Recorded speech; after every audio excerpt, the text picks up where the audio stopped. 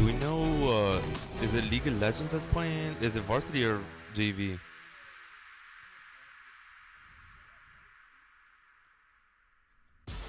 Do we know who they're playing?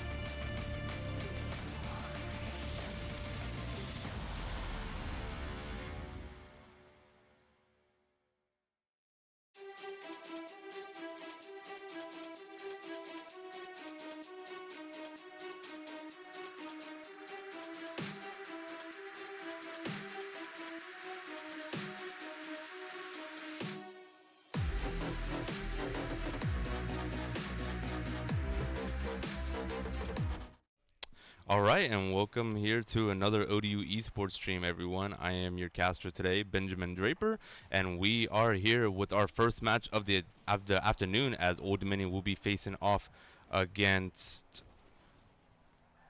I believe it's Texas Tech. I don't know why we have CUW on the screen.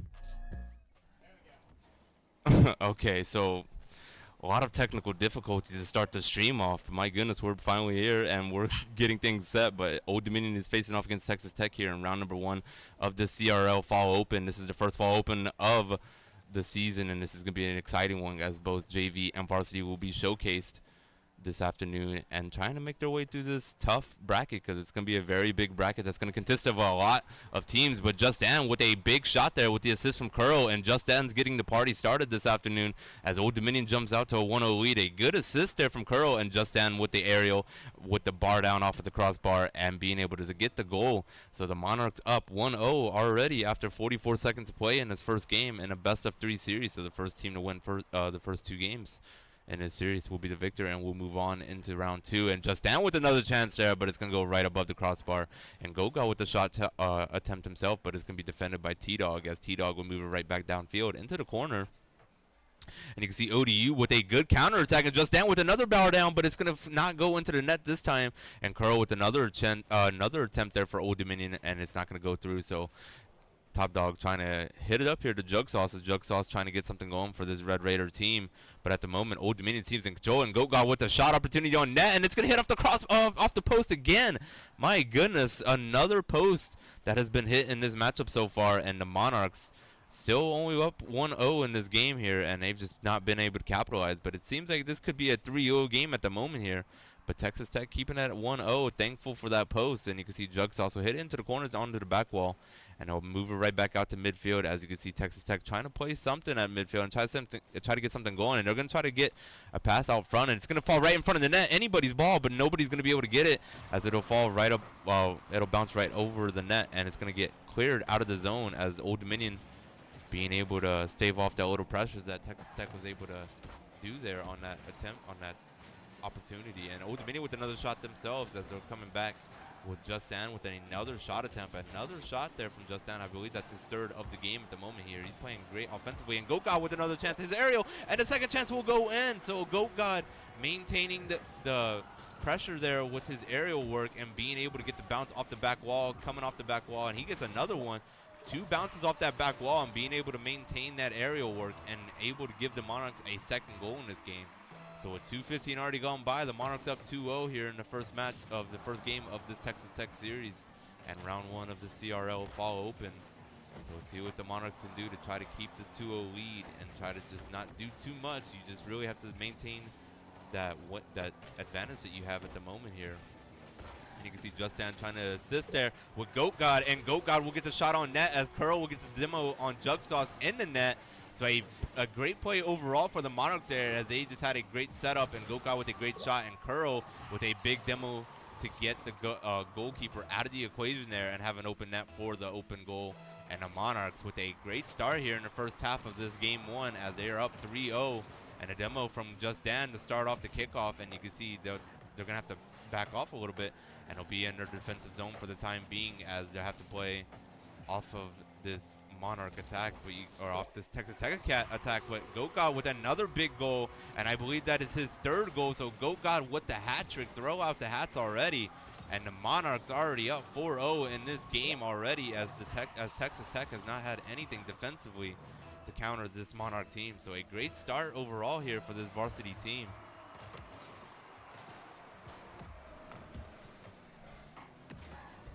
I believe we're getting our special guest. Ace Conjurer is getting on here into the caster's desk and probably going to give us his 2 cents of what's transpiring here for varsity. But 2 minutes to go. Monarchs up 4-0 here. You got to like what you're seeing here. I mean, I can't complain right now. They're not leaving anything to chance. They're kind of just going at it full throttle.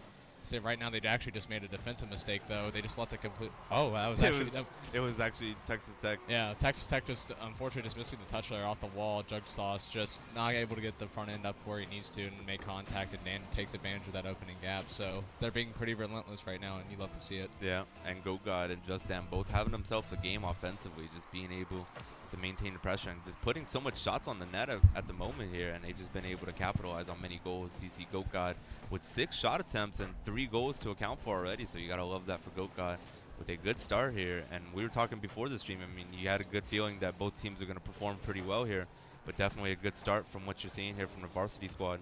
Yeah, the varsity squad has been putting in a lot of scrim work, that's for sure. They've been trying to practice more higher up people, so that way they can kind of figure out what they need to work on, rotate a little bit faster, and just overall have better gameplay and be really good on their touches.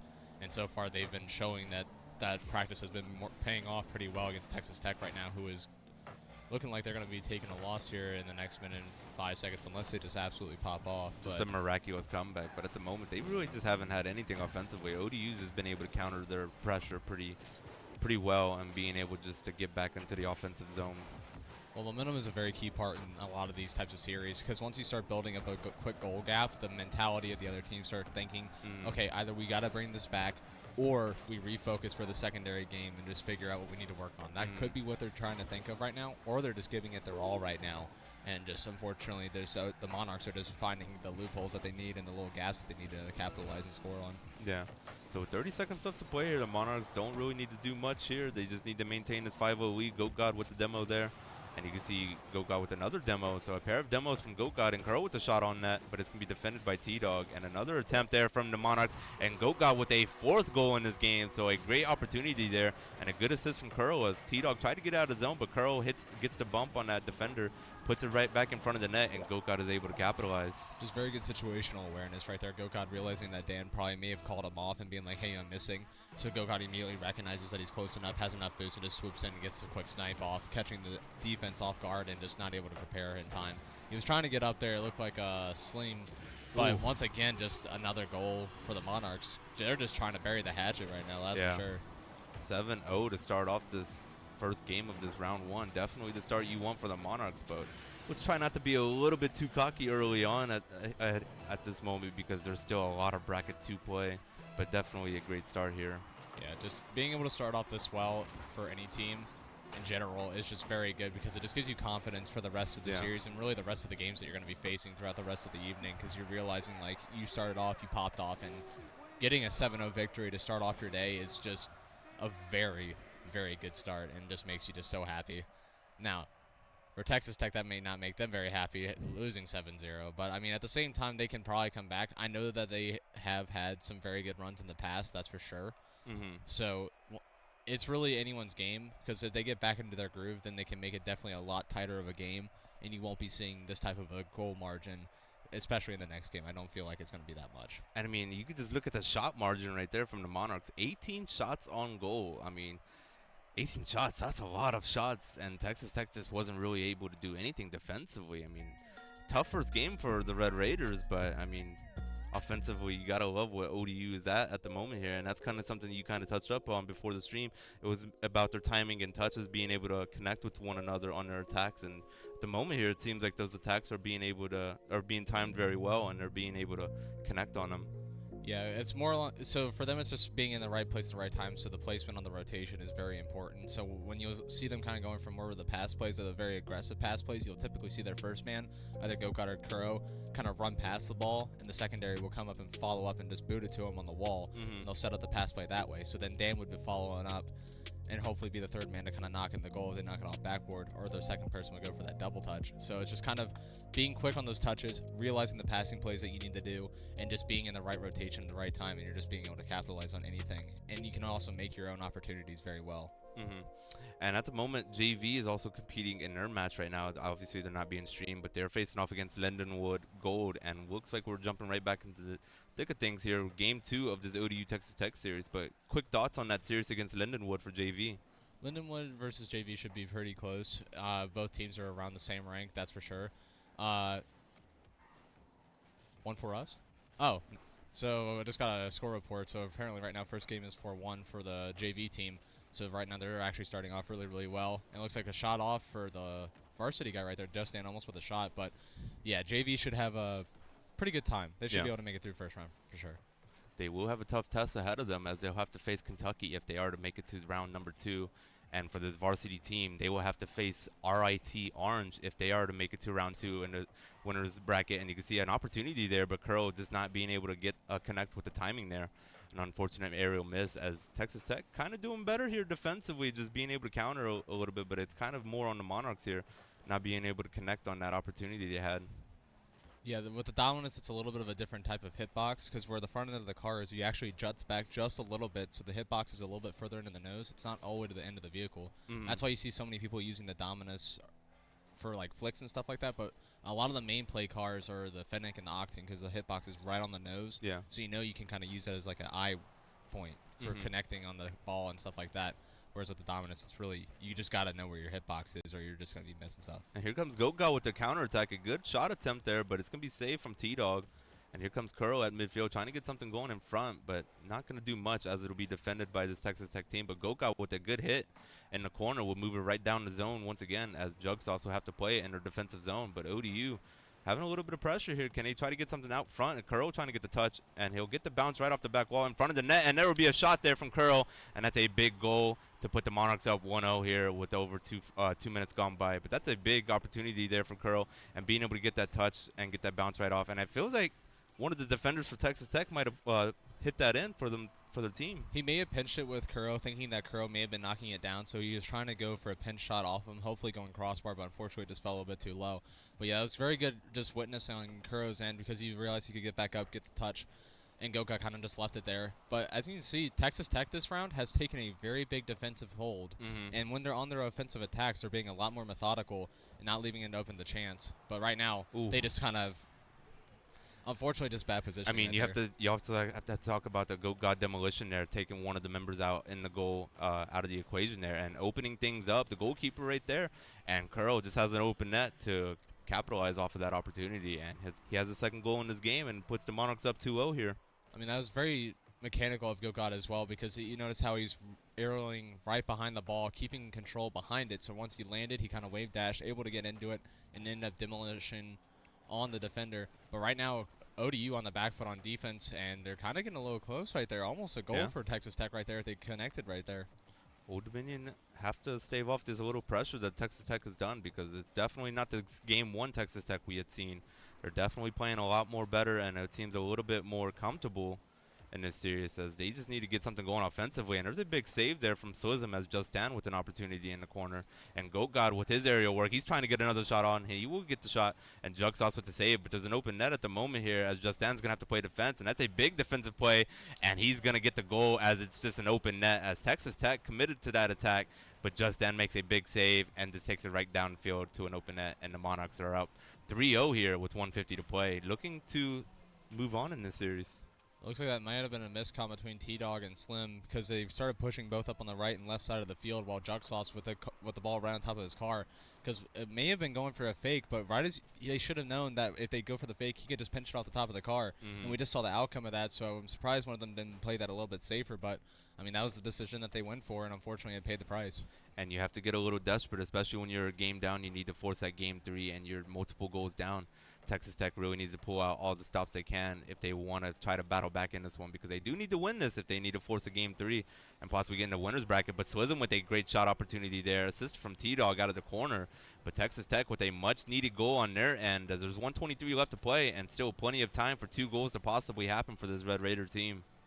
Yeah, T-Dog, just like what Gokai did for them in that last play, just goes in for the demolition, makes Dan jump, puts him out of position. Gokai tried to jump and figure it out, but a double ball just clears right underneath of him, bottom corner. So right now, that is 1 goal for Texas Tech, but they still need to figure out how to get 2 more with only 1:13 left on the clock. Yeah. So let's see what will happen here. T-Dog with kind of some funkiness in the corner there. As you can see, it'll be maintaining the defensive zone. Justin with an opportunity, and he gets the assist right out in the middle for Goat God, and Goat God will get the shot as he hits it right off the wall. A nice hit there to set him up, and Goat God with a better shot to get it right under the goalkeeper in that situation, get the bounce up, and being able to get an easy goal to make it 4-1. Yep, and good placement on Goat God as well, because he had 2 defenders that he had to play with, so he kind of shot it just far enough right to where he was able to get it past both of them, securing that goal. So, I mean, with a minute left, it's everything that Texas Tech can do right now to just be able to hold on to their hopes. But luckily, there is a second chance bracket. I know we have covered that, I think, at the beginning of the stream possibly. But if Texas Tech or Old Dominion do end up losing, they do have the ability to work through the loser's bracket, but unfortunately, you're going to have to deal with an additional 3 brackets, and they only get tougher throughout the evening.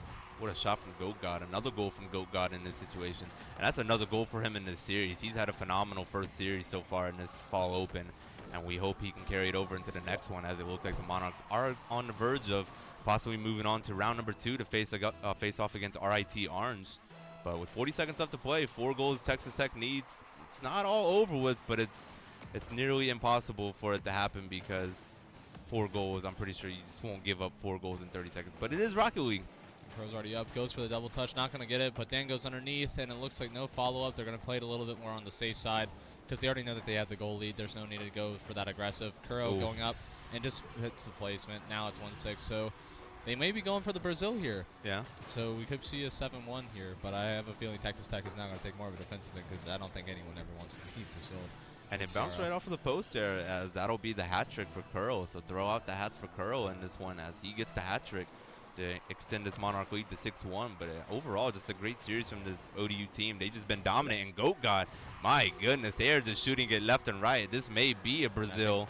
It is now 7-1 here. I think that's the hat trick for Goat God right there. I think that's his third goal on the evening as well. So throw out the hats for him as well. So hat trick for Kuro, hat trick for Goat God. Damn with his shot. Yeah. So, I mean, now they can either just lay it on, hold the gap, or just do whatever they want, because I think this game's pretty much set match. As you see Dan going up for a little bit of a more mechanical play. Solo play, gets the flip reset kill, and try and 50 it down, doesn't get it past. But now Texas Tech on the offensive. Doesn't look like he's going to be able to get the double touch. Goes right back up the wall. 1 second left. Looks like it's going to go straight down in the net.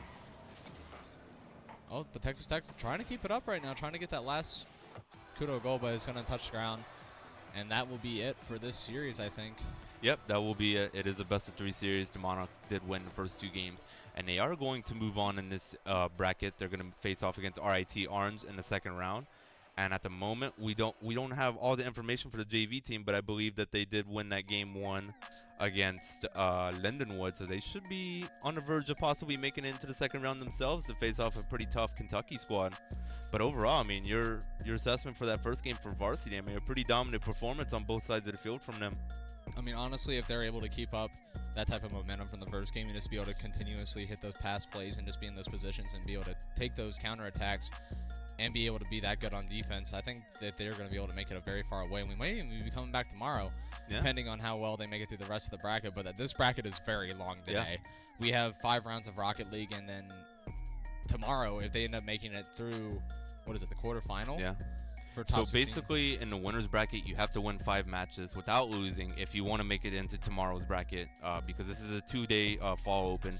So if we are to have a lot of success, we get into tomorrow, then we'll have another ODU esports stream, and we'll continue doing the bracket. But if you get into the losing bracket, I mean, you mentioned it, you have to play 3 more brackets compared to what you would have to do in a winner's bracket. So it's really pivotal for this Monarch team to really get far as much as they can into the winner's bracket, so that if they do eventually lose, they don't have to play much of that loser's bracket, and they'll be far into it as well. Yeah, loser's bracket is really a huge mental game. Yes. Like, it comes down, because every game, it seems, it's like once you lose in the first round and you have to wait for them to come back down and place, almost every game after that is one after another another. So your mentality, you're tired, you get really stressed on the game, and it's all about not making that mistake. You don't want to be the one to make that mistake for your team. No, but right as you make that mistake and something goes wrong, then at that point it can just crush the mental, and then you just got to try and pull yourself back up and just go for it again. But sometimes that just doesn't happen. I believe we're going to take a short break here. We're going to get set up for the second matchup, as Old Dominion will be facing off against RIT Orange. But in the meantime, we will be right back. I hope you guys will enjoy some coverage. I believe we are going to have the JV gameplay playing in the BRB scene. So until then, we will be right back getting ready for this next varsity match in round number 2.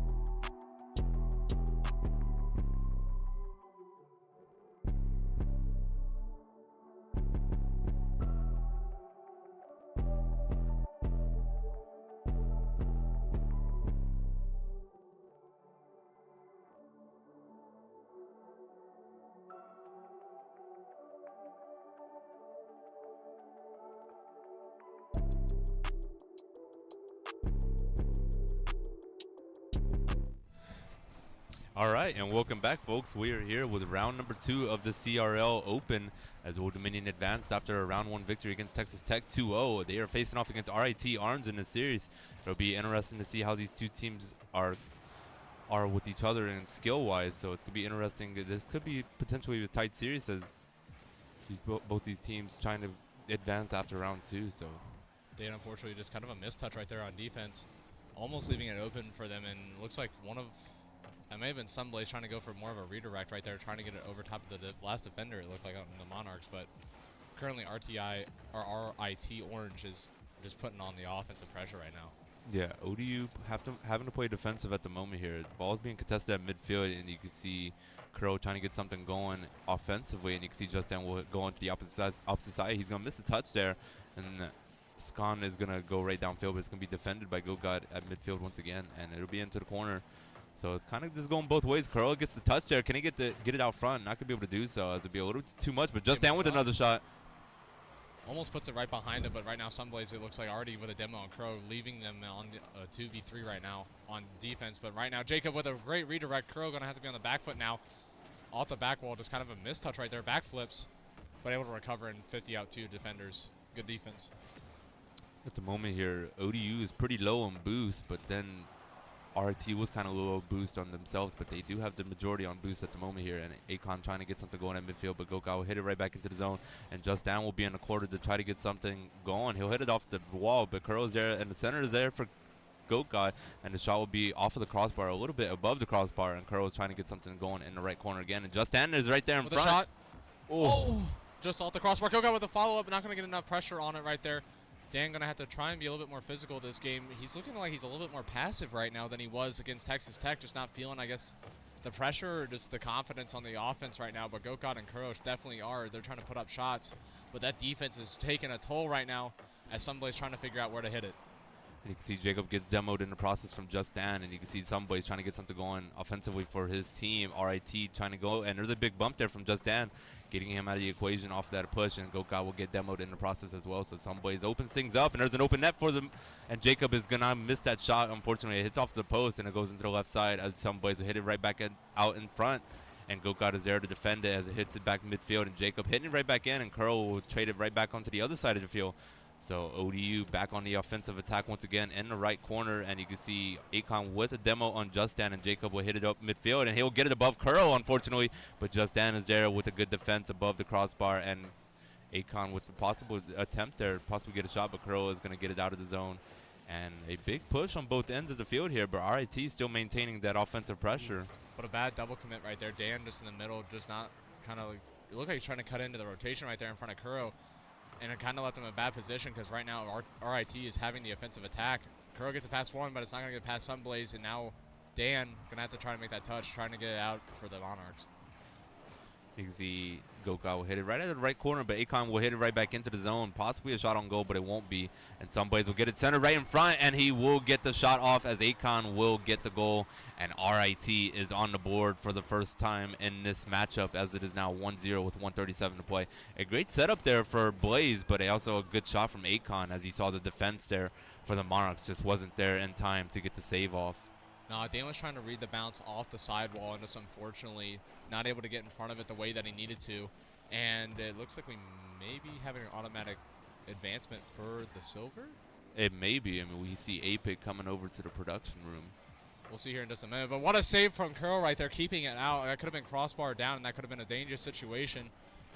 And right now, it looks like the Monarchs are going to have to be playing catch-up. Okay, so we are getting confirmation that Kentucky did DQ. So Old Dominion JV, they will advance to round number 3 of the winners bracket so far in their bracket. So a big props to them. But unfortunate for Kentucky, because I was kind of excited to see that Kentucky matchup. But back to the varsity action here. RIT with another shot on net, and Sunblaze is going to get another goal and not going to be able to get defended, as it just seemed it was an open net and the timing was just off defensively. But the Monarchs give away another pivotal goal in this matchup, and they are now down 2 goals. And there was a save opportunity there, but just not enough on it, as it just hits the post and comes right back in. Yeah, Gokard ended up getting demolished right there in the midfield, just kind of leaving Dan just wondering with Kuro, trying to get there for the pass play in time. Dan now going for the demo plays. But Gokard on that respawn, almost able to get to it, but just the placement that Sun had on it, putting it in the bottom right corner as far away from that placement. Ooh. And Gokard with a comeback right there. That's a big assist there from Justin. That was a great setup. I actually didn't even get the catch tag, so Crow knocks it out. Dan with the 50 up to Gokard. That was a really good pass play. Yeah. And it was good for Goat God to go to the opposite corner with that one, because if he just hit it straight on, it definitely could have been a save right there. But him going into the right corner instead of hitting it to the left where the defender was. Pretty good shot and pretty good angle from Goat God. And they just need one back. Touch. Gokard with the follow, but Sunblaze able to come down off the back wall and just pinches it down in time to avoid the goal. That was just insane defense from Sun, able to realize what was going on. But now the Monarchs are on full attack right now, trying to just get some type of opportunity open for themselves. Curl to Gokard. Oh my goodness. To Gokard, and what a snipe from Gokard! And they have brought the game back with a minute. Less than a minute on the clock, and 40 seconds, the Monarchs went from 0-2 to 2-2. What a comeback. I mean, what a goal. Game. I mean, we were just talking about RT getting that second goal, which was pivotal against the Monarchs, and needed 2 goals in this final minute. They get the 2 goals, and we are now with 15 seconds left, and Justin gets demoed off of the kickoff, and Curl with an opportunity. Oh. Doesn't get it, but Gokard has the control. It goes middle. It goes past the defender, but there's no one to follow. Here goes Dan! And Dan has it! Oh my with the goodness. follow-up! No way! What a pinch from Gokard off of Sunblaze. Gets past Okan. Jacob can't read it, and Dan coming in for the follow-up at the right time, puts it in the right side of the goal, past defender, and actually demos Sunblaze in the process. What a goal for the Monarchs. What a comeback. What a final minute for the Monarchs, we should say. Final seconds here. They just need to defend it. It'll come down to this final second kick. They got to get it down. Gokard now juggling it on the wall. Gets a touch pass on Blaze, and it hits the ground. And the Monarchs with an insane comeback. 0-2 to 3-2 with a minute left on the clock. Are you kidding me? 6 shots to account for in that game, and they get the 3 goals much needed. 3 goals in that final minute. I mean, that is Rocket League for you. I mean, you think that RIT had the momentum going into that final minute. Yeah, and it's just wild. That's just crazy. And you can see the team for this RIT team, very talented, and it's just crazy that this Monarch team gets the 3 goals in the final minute, and they steal game 1 away from this RIT team. I mean, the momentum that the Monarchs are going to have going into that next game is absolutely going to be pinnacle, because just to be able to counter everything that they did at the end of that game and be able to make those opportunities and goals happen in that short of a time is impressive in none of its own. And looking at RIT, I was somewhat knowing what they were. I did not know that they were that highly ranked, and that was insane to see, because they were playing really, really well. But what a series this could end up being. This could be a game 3 for them, or the Monarchs could clutch up and get 2-0. I mean, just a great effort there in the last minute from the Monarchs, but those first 4 minutes, I mean, RIT was in control of this game. They had the momentum on their way, but in that final minute, just gave away as the Monarchs got that first goal from Goat God, and it just turned things around. But we are back into things in game 2 here between these 2 teams. RIT much needs this game 2 victory if they want to force a game 3, and the Monarchs just need a second victory here to advance to round number 3 of the winners bracket. Yeah, I say RIT for that whole entire first game. I genuinely thought that was just going to be their game, and then we were going to have to regroup there. But the Monarchs able to come back and figure out what they needed to do. But currently, this game is already starting off with RIT again on the offensive pressure, getting it past the defense. But the Monarchs are holding strong right now, trying to make something happen. And the Curl was there in the corner trying to get something going for them, try to get a center out, but it's not going to do much for them, as it'll be back into the defensive zone, and Goga with a good bounce off of the back wall there, getting out of the zone. And it's at midfield at the moment here, and both teams trying to contest. And Curl will get it right deep into the zone. Will be kind of towards the right side, but it's back into the corner again as Jacob's trying to help get it out of their RIT zone at the moment here, and Curl's going to have to go back into the zone as Justin will get demoed in the process. So Goka defending it pretty well, and they're just going to have to move up left side, and that's actually going to get centered up to the right side. So just trading ends of the field at the moment here, as both teams just trying to feel each other out in the second game, but at the moment no goals to account for. Yeah, it looked like they were kind of going for a pass play right there. Curl started making his way up the right side of the field, but GoGod and Dan both double committed, and there's no one back in the net. They're able to get the demo on Curl in the back of the post and able to make an opening for Jacob to score. Okan, realizing Curl was alone in the net, he tries to back out of it, just not fast enough, and Jacob able to push it through and get the goal. So 1-0 for RIT, and that could be pivotal for them. Yeah. It's definitely a pivotal goal for them. They definitely need that mental back after giving up 3 goals in the final minute of that game 1. And you can see the 2 demos right off of the kickoff on Justin and Curl as they have an advantage at the moment here. But Curl will come right back into the zone, and he'll hit it into the left corner at the moment here. But Blaze is there to defend it for this RIT team. So they really haven't been in the defensive zone much in this game so far. They really have been aggressive on the attack at the moment here. They're in desperate need of a victory in game 2 to force that game 3, but RIT just playing very well offensively like we had seen in the first few minutes of that first game. And currently RIT, if you notice, are taking a lot more of an aggressive approach right now. They're going very demo heavy, which is a very good tactic because once you start catching them out with boost, you start boost targeting them in the corner and just leaving them on the defensive end constantly, and you're just hounding them constantly over and over and over again, just making that opening physically happen, which is a very aggressive way to play, but it is very it's risky. It's risky, but if it works out, it's very rewarding. That's 100% sure. And it looks like that might be an opening, but Crow just able to get to it. And they are extremely low on boost, and it looks like it's going to be another goal for Jacob, able to figure out just where he needs to put it. That was a big bump in the corner there. I believe it was Curl that got bumped out of that right corner of the ODU zone, and basically gave them an opportunity to get set up and get the pass out to Jacob right out in front, and being able to give RIT another goal in this game as they are now out. They're now up 2-0 here with halfway through this game too, but I mean, we saw that last game and we saw how things transpired, so it's not over with yet. This Monarch team can fight back here. Yeah, the Monarchs just need to get back into their groove once again, and once they figure out where they need to be and take advantage of the openings that they have, they'll be able to, I think, connect on these passing plays and their touches a lot more efficiently, leaving in at least hopefully an opportunity to score once again. But right now, RIT is trying not to let that happen. They just need a little bit momentum on their end of the field here offensively, because they've just been in the defensive zone the majority of this game so far, and they're just taking it to them. RIT has a vengeance for that game 1 loss, and they're just taking to them. Physicality is key in this one, and Justin defending it. The center, and Jacob with another follow-up, and he's going to hit the crossbar, actually, the top of the crossbar, and Gogal with an opportunity to counterattack. Can he get the shot? He will get the shot, but it'll be defended by Blaze. And a good save there from RIT to keep it 2-0 here with 1:40 to play. Dana's definitely taking a lot more of a defensive approach right now as he's laying more back in the backfield, trying not to go up as far. But he's trying to wait for the rotations back from Kuro and Goat God. But you got to be a little bit more aggressive when it starts getting down to this point in time, kind of going for more riskier hits, because you got to make those opportunities happen one way or another. So you can't just keep doing the same thing. But right now I think they're going to get into the groove and hopefully get a shot off here soon.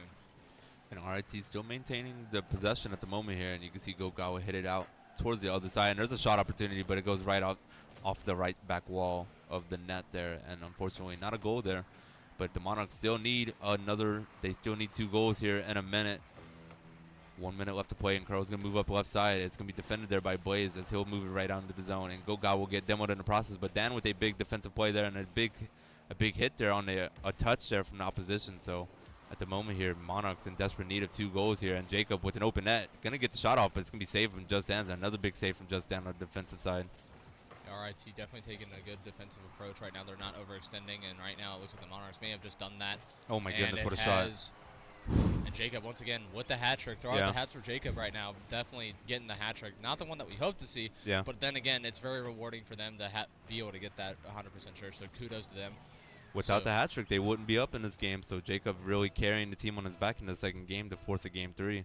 Yeah, Jacob currently is the main shooter on the RIT squad at the moment. I see he did score last game as well, so just leaving those opportunities for RIT with the Monarchs on the defensive end.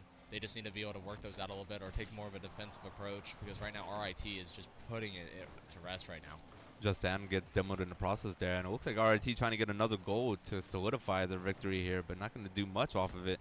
And you can see Akon with the shot off of the ceiling, and a second chance opportunity there from Blaze. But in the final seconds here, the Monarchs just trying to stave off that pressure and just get to a game 3, where game 2 was just not for them at the moment here. And we're here in the final shot. We just got to wait for the ball to hit the ground here. And Akon trying to contest on the left wall, trying to get it in the zone. Jacob trying to get something set up for his team. He will get the shot off, and it'll be defended from Curl. A good save from Curl. And he'll get it out of the zone here as it's still maintained in play. It's still balls in the air. And Akon's going to get a shot there, but it actually will fall. So RIT will get the victory here in game number 2. And we're going to have to go to that pivotal game 3 like you just mentioned before this one that we think that we would have seen. So unfortunate for the Monarchs in that game. I mean, defensively, they were just all out of sorts. They could not get anything going offensively. And also just the physicality from RIT really showcased that match. Yeah, I see. RIT being spring contenders for CRL is very highly prestigious thing to already have in your lot, and one of them also being SSL. That's really going to be putting them on a lot more of the beneficial end for sure, because they have a lot more time invested and have a lot more experience on that higher end of play. As you can see, they definitely showed that on that game 2 right there. They were able to figure out the weaknesses that the Monarchs had, given up on those plays on the defensive end, or making the opportunities through aggressive demos and bump plays. So they definitely know what they're doing. So the Monarchs just kind of need to regroup a little bit, take a breather, reassess what they did in game 1, take what they need to learn from game 2, and eventually roll that into hopefully game 3 and make that a very close series. Either win or lose. I mean, this is going to be a great series to watch already because it can go anyone's way. We got shots off. They were able to get just to it, whereas they had shots off, and just on 3 occasions we weren't able to get to it. So hopefully we can make that. Hopefully we can see an overtime. Yeah. That's what I would hope to see. I mean, we did see the overtime in that JV game for the victory against Lindenwood in that game 2, which people got to see in the BRB scene. We're not casting JV at the moment here, but they're still waiting on their opponent for round number 3, as it's either Griffin's Gold or MST Silver. So we'll have to wait for the opponent for JV. But we are back here with game number 3 between Old Dominion and RIT Arms for this varsity bracket. It is a winner-take-all, so let's see who is going to be the victor in this series. And already off the rip, RIT with 2 demos to showcase that physicality early on in game 3 here. Crow able to intercept that pass play right there. As you saw, it was Jacob from Sun just able to really just put a power shot on, but just luckily able to get inside of it, intercept the pass play, and keep it from happening. Right now, the Monarchs are definitely on the defensive attack, but there's an opening. They overextended, and RIT is going to get scored on, and GoGod able to take advantage of that. I didn't realize that they had overextended. I all of a sudden see 2 of them in net going for the bump plays. Sunblaze doesn't get the hit that he wanted, and GoGod with enough boost able to get it to the goal and gets 1 up for the Monarchs. That's a big goal for the Monarchs. They did not have anything going for them in game 2, so definitely a big mental for them opening this one up with a goal of their own and being able to have the advantage early on, because now they can just play a little bit more defensively at the moment to try to preserve this 1-0 lead. 100%, but they also can't play too defensively, because if they play so far back and start leaving them with the space, they'll definitely make them suffer for it. Kuro kind of getting faked out there from the pass play. GoGod now going to have to be a little bit more careful. Dodges 2 demos right there. I don't know if you saw that or not, but he was trying to intercept where he was and just annihilate him from the play. Kuro now getting a nice hit off the backboard. GoGod with the follow. Going to try and go for the 50. Doesn't get it, but now it's going to be Dan on the back foot. Ooh. Almost gets bumped right there from Sunblaze. What a save. But Dan trying to go with the follow-up. Doesn't get it. Kuro with a knockout on the corner. Doesn't get it to roll down like he wants, but it gets intercepted. But GoGod gets it up. It's a demo in the middle. He goes for the hit. He's going to get the redirect, and he gets it in! What a shot from Kuro! Able to read it off of GoGod's touch. Doesn't even hit the ceiling. Able to float it just enough and get a touch over Jacob. And Look Jacob, at that aerial work. That was just insane control from Kuro right there. And what an insane pass from GoGod. I mean, GoGod gets as much of the credit there for setting up that opportunity, but the Monarchs strikes for the 2nd time in this game. They have a pair of goals in the first minute and a half in this one. Definitely a big difference of tone than what you had seen from the Monarchs in that 2nd game. 100%. Their aggressive play, it was not working out, or it ended up catching them off guard. Justin now back by himself, going to get bumped, and he's not going to be able to get back to it. That's an unfortunate play for them to have to suffer through right there. But what a play from Sunblaze, able to realize that he could just take out Dan on the back end. But Dan was in like that situation where he had to go, and either he was going to get missed from the bump, but Sunblaze able to make that contact. And unfortunate for GoGod there, because he was just a split second off of making the touch there. And if he would have made a touch, that would have not gone bounced right back into the defensive zone right in front of the net. Gets a double tap. Sunblaze now coming up with a hit. Monarchs able to get it out right there. Jacob trying to knock it off the corner, but Kuro able to figure it out, gets it all the way down to there and relieves the pressure, gives them a second to get boost. But Kuro going off the ceiling, trying to 50, misses the 50, but Bacon is going to get a 50 off the ceiling. Now it's Sunblaze, and no one's back. GoGod's there, and Jacob almost able to take advantage of it, almost gets it in front of the clear, but now Kuro's up on the back wall, and there's no one back on defense. Dan going to try and go for the boot, but boots it right into him. Goat's getting bumped, and it's going to be another goal for Jacob. And what a bounce off the wall, off the ceiling there. RIT able to bring that back, just unfortunately GoGod getting knocked by Akon, in the backfield, takes him out of defense, and Dan just not able to get the 50, just does not go that way. I don't know about you, but we got ourselves a match here. It is 2-2 here with less than 3 to play. You think the Monarchs had the early momentum, but Jacob brings his RIT team right back with a pair of goals, and you see Jacob gets demoed in the process there, and Curl will move it up to zone, try to get the advantage for the time being. But this is just a back-and-forth affair. This series has been competitive as ever, and you're just seeing it on both ends as both of these teams really trying to advance to winners round 3. Oh, but what a bump! Oh, my goodness. What a bump from GoGod! What a crazy bump! Just like Sunblaze, GoGod able to realize where he's at, gets in front of Ocon and takes him out. That's actually what just happened on that last goal. Yeah. Akon bumps out GoGod. GoGod's like, I gotta get my get back. Return the favor. Exactly. Oh my goodness, what a game here as Old Dominion back out in front. Curl with another goal in this matchup.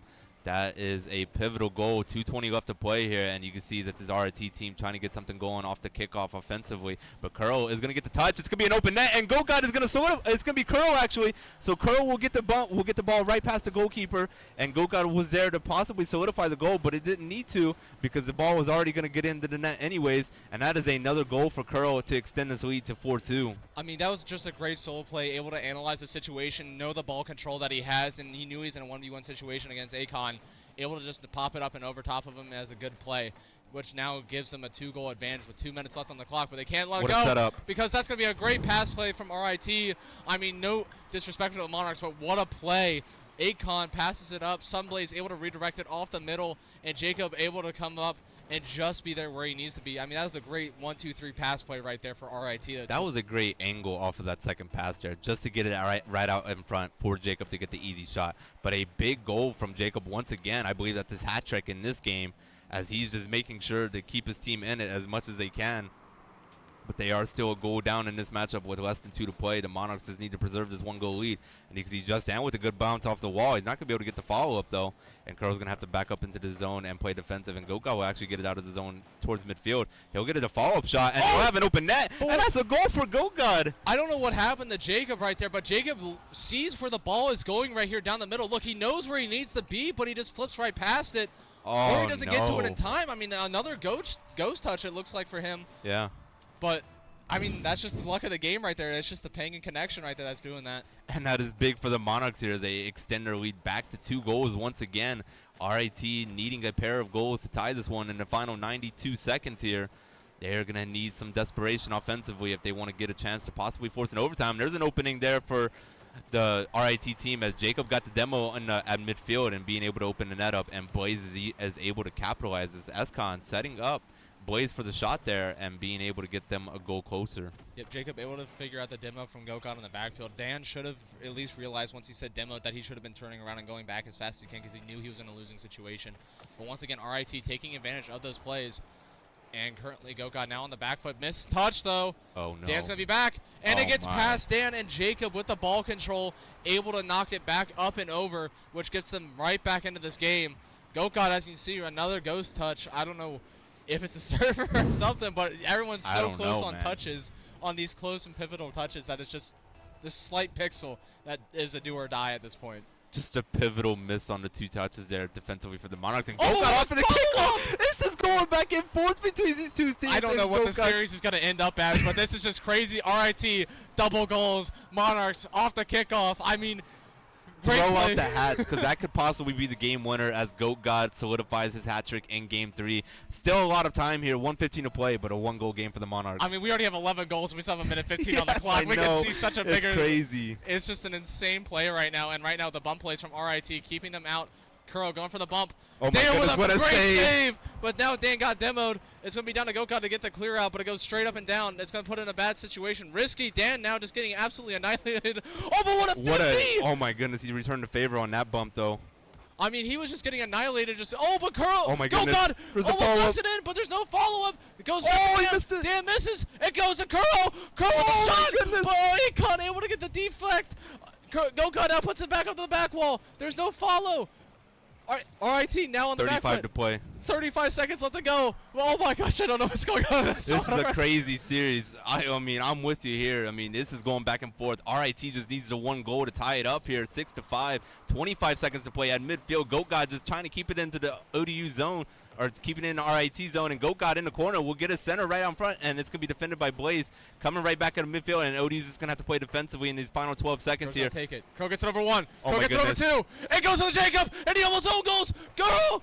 Almost 5 gets the seconds goal. to play. Go God. Gets a touch. It's a free flip. Dan just needs to touch it down. He touches the wall. Is they going to keep it up? Oh my they goodness. keep it up. I don't know what's going on. It's so close. It's, They need it's to in the drop air. the ball. Get on the Drop ground. the ball. And they done it. What a win for the Monarchs. Oh my gosh. What a win for this Monarch team. Oh my gosh. What a game. Game 3 What a was game. everything that was everything we were hoping for, and they still solidify the win, and they are able to move on in this bracket. They are into round number 3 of the bracket, as they are going to be facing off against Robert Morris University. My goodness, we need to catch a break here because that was a competitive series, but that was also a phenomenal third game. I mean, what a series in the total. Monarchs able to bring back game 1. RIT absolutely dominating game 2, yeah. able to keep a hold of it. And then game 3, I mean, everybody was out for could have won blood. that game. I don't even know because it was like, oh, RIT has the lead. Oh, Monarchs have the lead. Monarchs up 1. RIT, Monarchs. It was just so back and forth. Oh my gosh, I didn't even care who won. I would have said congratulations to whoever it was. That was a phenomenal Whoever won game that 3. series deserved to win it because both teams were very competitive in every game of that series, except for game 2. The game 2 definitely was RIT's game. Like, ODU was just not in that. But game 1 and 3, I mean, it was as competitive as ever. Game 1 and 3 were just, it was so up in the air. But what an absolute series to watch, and what an absolute series to catch. I was just gibberish for those last 30 seconds to a minute. I just didn't even know what to say because there's so much going on. So much going on. But great victory for the varsity team. They are into round number 3. Like we said, they're playing against Robert Morris. But on the JV side of things, they had the DQ from Kentucky in round number 2. They're getting ready to face off against Griffin's Gold in the winners bracket round 3. Great success early on for this team, for both teams, for Rocket League. But in the meantime, we're going to take a short break. We're going to take a minute to catch our breaths here, and we're going to get set up here for round number 3 as Old Dominion will be facing off against Robert Morris and Varsity Rocket League. We hope you have enjoyed, and we'll see you guys right after the break.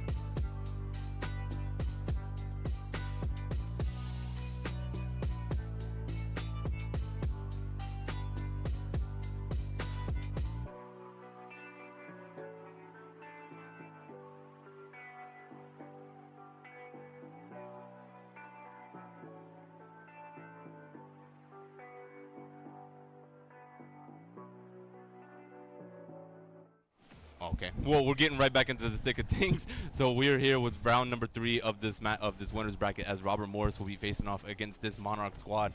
Monarch squad had a fabulous series last game, a very competitive one to say the least against RIT, and they moved on to this next round against this Robert Morris opponent. And at the moment, Robert Morris with ODU with the pressure and open net for Curl, and Curl is able to capitalize off of that open net and being able to get the first goal for this series. So the Monarchs already out ahead, 45 seconds into game 1 here.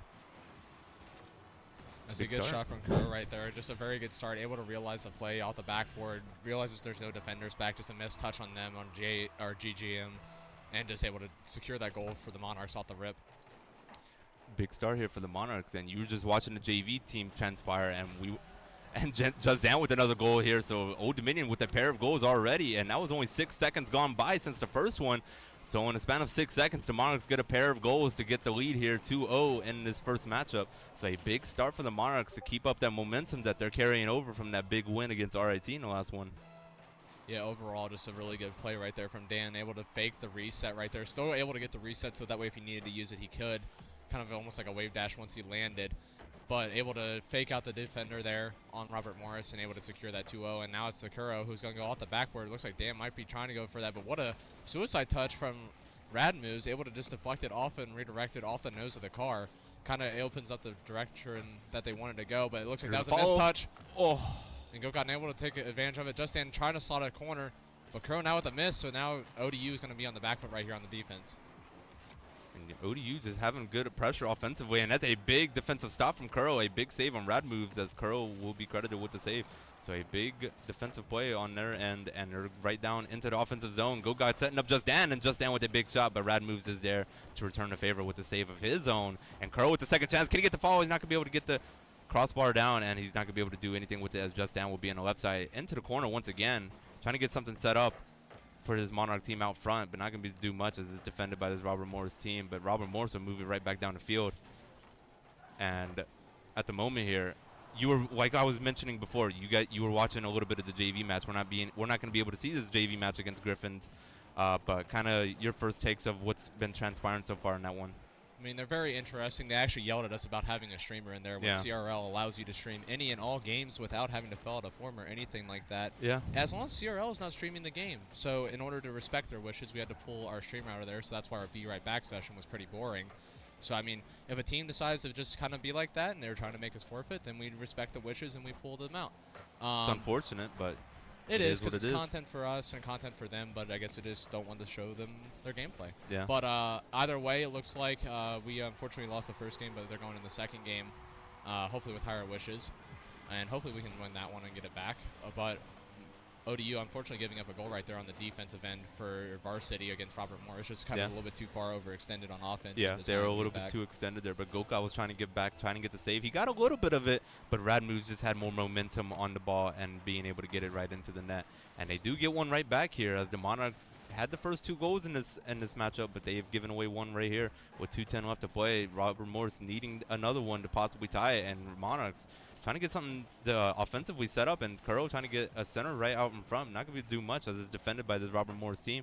And Kuro will have a hit right into the left corner as Goka will try to follow up on that and try to get a bounce off the wall to set something up.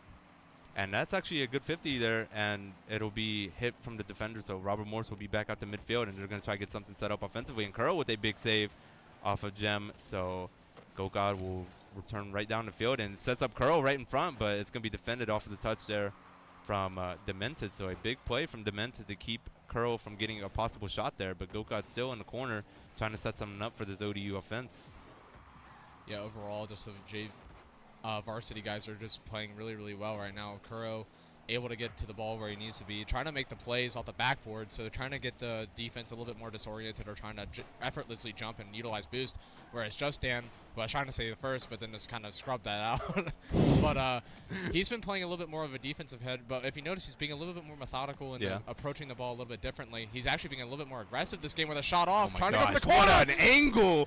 Oh my gosh. As I'm saying that, just talking about Dan and just being methodical about his touches, I mean, look at this. Able to read the ball, gets the touch off the corner that he needs, and places it as far left as he can. Actually puts it past one defender and puts it behind the other, all the way in the top left corner with power, too. Great shot. Was in a great position defensively there, but just a great angle overall from Just Dan, and gives the Monarchs a 2-goal lead here in the final minute here. Definitely a much-needed goal to give them a little bit more insurance. But still, anything can transpire here with 2 goals happening. Yeah, I think Radmoves was more predicting about him hitting the ball in front of the net or more towards the middle. He wasn't expecting the back corner hit that Dan was going for. But now Gokad kind of getting pushed across the ball. And what a save. It looked like that ran rubber banded, or he just shot it right in the front hood of Gokad. But that was an insane hit. And kind of defense right there from the Monarchs. And now it drops in front of the net, what and a setup. there. Gokad playing very well defensively with a big play, and he comes right back up the field and gets the center right out into the right corner and gets a touch off a gem. And Curl is there with the goal, easy goal, and being able to extend this Monarch lead to 4-1. So, and we just got confirmation that the JV team did unfortunately lost to Griffin's goal 2-0 in their series, so they will fall into the losers bracket of their fall open. So it's unfortunate for the Monarchs JV team, but we got to see what they're playing next. But Gokad with another goal here. That's his first one of the game, even though he's been assisting his team heavily with everything else. But a good goal for the Monarchs here with 21 seconds to play as they just extended to a 4-goal lead, and they are looking to go to a game 2 with a pretty decisive advantage here. Yeah, overall, the Monarchs are definitely carrying that momentum from that first game series, just kind of getting that very good feeling off of Texas Tech, and then coming off of that win against RIT, able to really benefit from that. But right now, they just left the defensive open right there, so none of that was showing. Off the kickoff, they pass it right back, and they just get a great counter, puts it past all 3 of them, and it's already in the net for Robert Morris, making it 2-5 now with 15 left. And Robert Morris kind of has an idea that this one is kind of all she wrote, and they're just going to have to go into game 2 with a little bit of a better strategy. So they're trying to just get a little bit of moral victories here towards the end and try to carry that momentum over into that second game, because they're going to need it, because they're going to need the win in that second game if they're going to force a game 3 of this best-of-3 series. But the Monarchs, pretty decisive victory here in game number 1. A lot of offense early on, and just being able to capitalize on all the goals they had early and just being able to defend it. And they had a lot of good defense in that game as well. A lot of shots there from Robert Morris to possibly make this a little bit more competitive. They had 7 shots on their end, but you had a lot of great saves from this Monarch team from multiple members. So, I mean, you got to love what they're doing on both sides of the field at the moment here. Yeah, overall, they're able to attack on both defense and able to make really good defensive plays, being a little bit more thoughtful on where they're placing the ball, not just kind of throwing it away and giving it to them, so that way they can start their counterattack on another offensive line for Robert Morris to kind of capitalize on, or setting them up.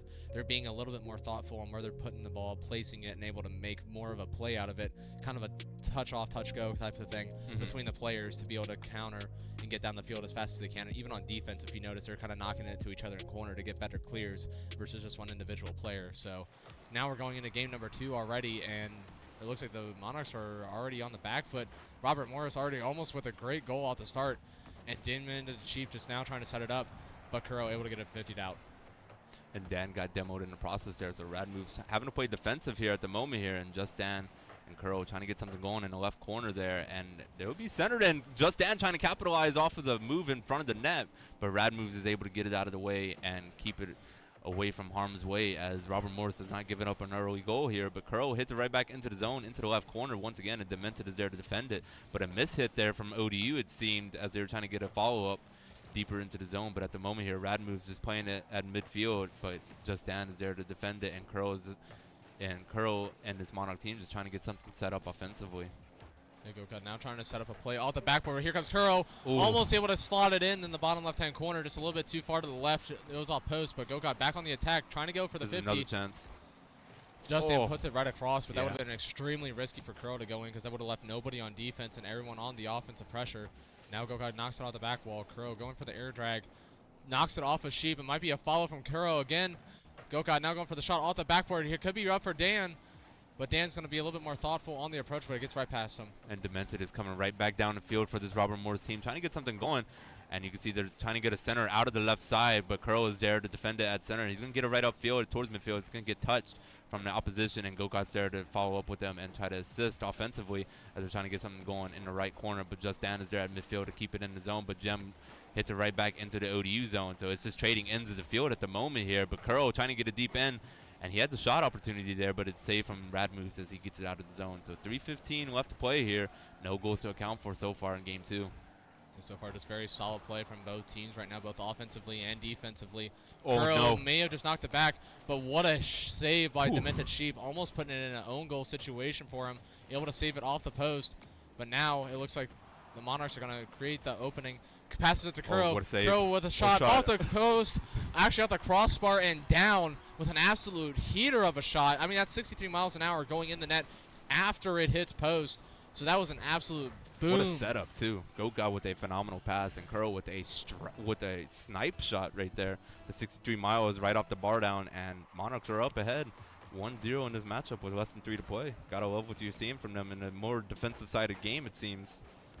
Yeah, even though they're being a little bit more defensive, as you can see, they're kind of taking their offensive attacks very carefully. They're not trying to overextend and create the opportunity for them to just have an easy counter. But right now, they did just get demo. Kuro going to knock it off the back wall, it looks like. Goes off crossbar. Dan a little bit too close for the follow. Looks like he's trying to read it off the bounce. But now steals the boost from Demented Sheep. But he's pushing it right around the corner, but Kuro able to come through and clear it out for the Monarchs. Rad Moves having to play defensive here at the moment here, and Jim will actually get it right out as the Monarchs trying to get something set up with the center, but not going to be able to do much. Just Robert Moore's team needs a goal here if they want to tie it up at 1 apiece here. If they want to force a game 3, they need a victory in this match to force that game 3. But the Monarchs here just playing pretty methodical on both ends of the field. And like you mentioned, they really don't want to overextend on that offensive push. They really just want to maintain this 1-0 lead and just try to do what they can offensively and find their openings. But at the moment here, just patience is key for the Monarchs. And with 150 to play, they're just still doing stuff offensively. And Kuro trying to get the touch, but Justin is there to keep it in the zone. And he'll hit it into the right corner, trying to get a center out for the Monarchs. Not going to do much there. As you can see, Goka will hit it right in and it bounce off the back wall, but Kuro's not there for the follow-up. So unfortunate for the Monarchs on the timing there. Yep, Dan now going up, gets it off the backboard. Just actually did more of a floater shot. Wasn't trying to bang it, just kind of keeping it in the air, making them have to boost up and jump for it. Goka now on the back foot, able to get the save from the Monarchs. Dan misses the boost and the demo. Well, that's a bad double commit from the Monarchs. So now leaves Dan in a single opposition. And that's off the sidebar. That was almost a goal for Robert Morris, and Robert Morris now ends up killing Kuro. Or actually, Goka off the backboard. Now they're going to have to go for the 50. And the 50's out off of 3 people right there, it looks like. It was off both the Monarchs, and it looks like Demented Sheep once again going for the shot off the back wall. Now they're going to have to jump up. It's another double commit. They're going to have to be careful now because they're going to be very low on boost, but Kuro able to get the touch out and gets a 50 middle, so he's going to at least give some room for the Monarchs right now to breathe. If the Monarchs can get an insurance goal right here, that would be big in these final seconds. But 45 left to play here. The Monarchs just need to prevail and keep this 1-0 lead, and they're doing much defensively. Goka with a good play, and he's going to get it up into the right corner once again offensively as this Monarch team trying to get something going late. But at the moment here, Robert Moore is in desperate need of a goal here if they want to at least force to an overtime. 30 seconds remaining between these two teams. Just down with the follow-up touch, and that's an open net at the moment, but it's saved from Rad Moves at the on that situation. And Just down with another center, and Curl is there to finish it off, and Curl with the second goal of the game. And that should be the dagger in this series as the Monarchs are now up 2-0 with 22 left to play. I mean, Kuro just going in full trust that he was going to be missing that touch on the back wall. It ends up rolling down off the roof line. Just that little slight touch. It ended up throwing off. It looked like Rad Moves on that backboard, which put, it looks like GGM on the back foot on the bottom, but just not able to get to it. And Kuro actually just gets bumped out of net. Robert Morris forcing that opening for the offense right there. Look at this. Ends up going for the demo off of Kuro on the rip. Just nothing he can do right there. If he stops, he's bumped. So we'll go back here for Robert Morris here. They're just trying to get something going offensively. They got the first goal that they needed. They need another one here in the final 15 seconds if they want to force overtime. A big bump on Curl on the kickoff, and there's an open lane at the moment here. Robert Morris with the aerial, and he will get the goal. So Robert Morris with a pair of goals in the final seconds here. A big bump on Curl off the kickoff, and they get something going, and Demented Sheep with the aerial down and being able to tie this game at 2 apiece. Unfortunate for the Monarchs here to give away 2 goals. I say just like the game 1 against RIT, just able to take advantage of those small openings in the small seconds and closing minutes of the game. But now Goka knocks it off the backboard, but GGM able to get the hit off the wall that he needs, and Dance is going to put it in the ground. So now we are into overtime in game 2. So this Gotta love overtime. This could be do or die for the Monarchs right here. It could just be down to the mental game, because if you win the overtime here, that's a great benefit, because then you know that the series is over. You don't have to worry about anything else. But now, if they end up losing this, it could end up to a game 3. Exactly. Then you're forcing yourself into that game 3 situation, knowing that you just went down 2 goals right there. Gokad off the back wall, but Kuro not anywhere near to take advantage of the hit. Kuro now going for the 50, but nothing that the Monarchs are able to do right now on offense. And Dan kind of in an awkward position in defense, but he just kind of inadvertently set it up. But what a good clear. Goes to Gokad. Gokad might be able to get the shot off. Puts Robert Morris in a very quick defensive position. Has to make a touch. Crow knocks it back middle. Gokad not able to make contact with it, but Dan now going to boom it to the wall, but it's going to get intercepted by Dark Sheep, or Demented Sheep. Crow now clears it to Gokad. Oh, no. This could be Gokad's shot. He might fake it. Oh, he missed. Oh, that's so But he's not able to get to it in time. Gokad now knocks it off the wall. Goes back to Dan. Dan gets what a shot. In, and it almost goes in. Gokad now going for the lineup. Knocks it off the corner. What a pass. It might be to Crow in time. Crow tries to knock it down, but not enough. Ends up getting a touch out. Gokad now trying to carry the ball. Ends up getting bumped out by Robert Morris. But Robert Morris now put themselves in a really bad spot. Crow now going for the backboard shot. Dan now last in defense. Going to have to make the touch. And he doesn't get the touch. No. And that's going to be Robert Morris for the goal. Just a missed touch by Dan. He was facing the play. No. He had it. Wow. But I guess he just didn't want to 50. He wanted to be more of a shadow defense right there, just trying to knock it to a corner and take control. But that's unfortunate for the Monarchs. I mean, they in their last series, I mean, they stole one from RIT, and you saw that in the game 1, which was pivotal because they won that series off of that steal.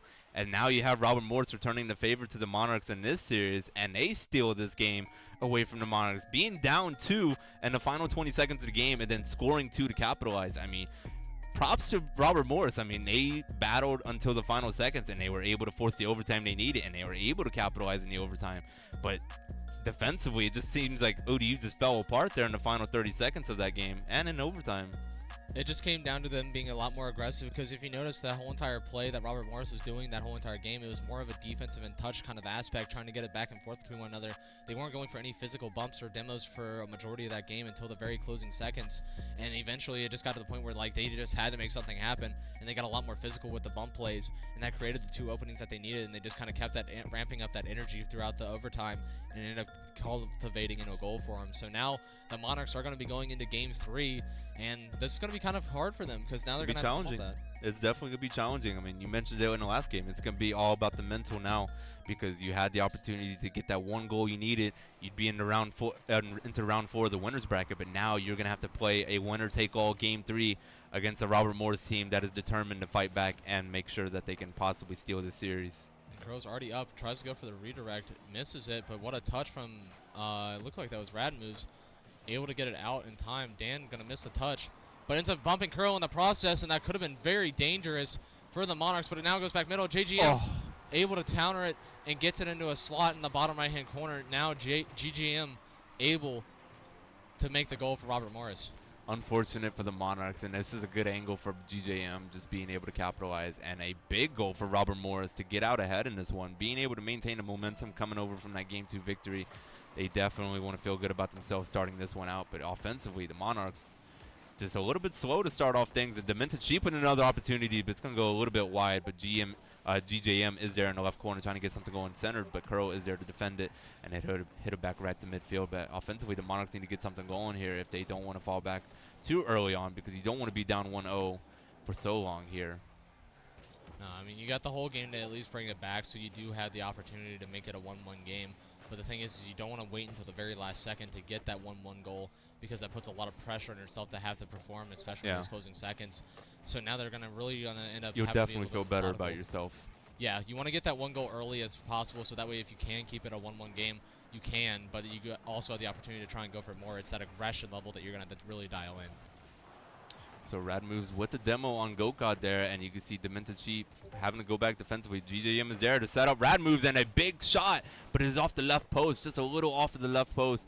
And fortunate for the Monarchs is they're not giving up a second goal in that situation there, but Curl is right back into the right corner trying to get something set up, and Just Dan's going to miss the touch. Demented Sheep is into the zone, and he's trying to get over Gokad. A big defense there from Gokad, keeping it out of the net, and you can see the Monarchs is not really doing much offensively here, but they are prevailing on the defense here, and Gokad with the shot opportunity himself, but it's saved from Rad moves. And GJM trying to get another shot opportunity, but Curl is there to defend it as well. And Curl is going to miss that touch, unfortunately, but it'll go off the left side and over the net. And Demented Sheep trying to get a center right back on front, but Gokad is with another save. A lot of effort here from this Robert Morris team in the last minute or two. Robert Morris knows that they have the offensive pressure right now, and they have that aggression level dialed in to where they know they can just keep pounding these shots on the Monarchs because they have no ability to get out right now. They're just boost starved. Dan trying to make anything that he can.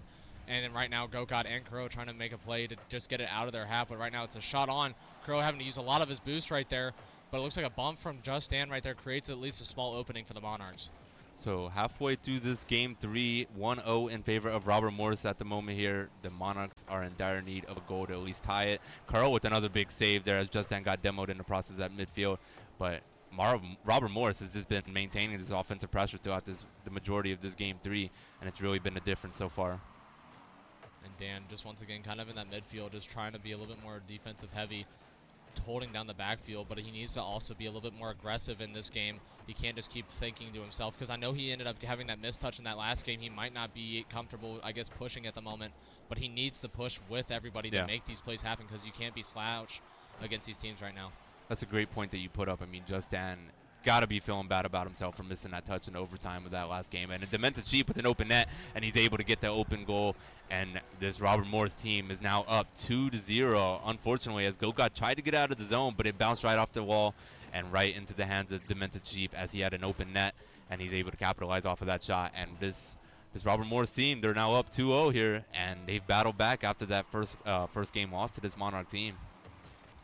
Yep, just right now, it looks like it's going to be Robert Morris that does have the advantage for the remainder of this game. The Monarchs are going to be on the back foot trying to make something happen, because Robert Morris at this point just needs to hold, and currently they are doing a very good job of it, just keeping the defensive open and just able to take advantage of the offensive plays. And they almost had the opening right there for another goal, just no one able to follow up, but that could have been very dangerous for the Monarchs. Thankfully, Kuro was there to help with the defense there on that situation to keep it at 2-0. 120 left to play here.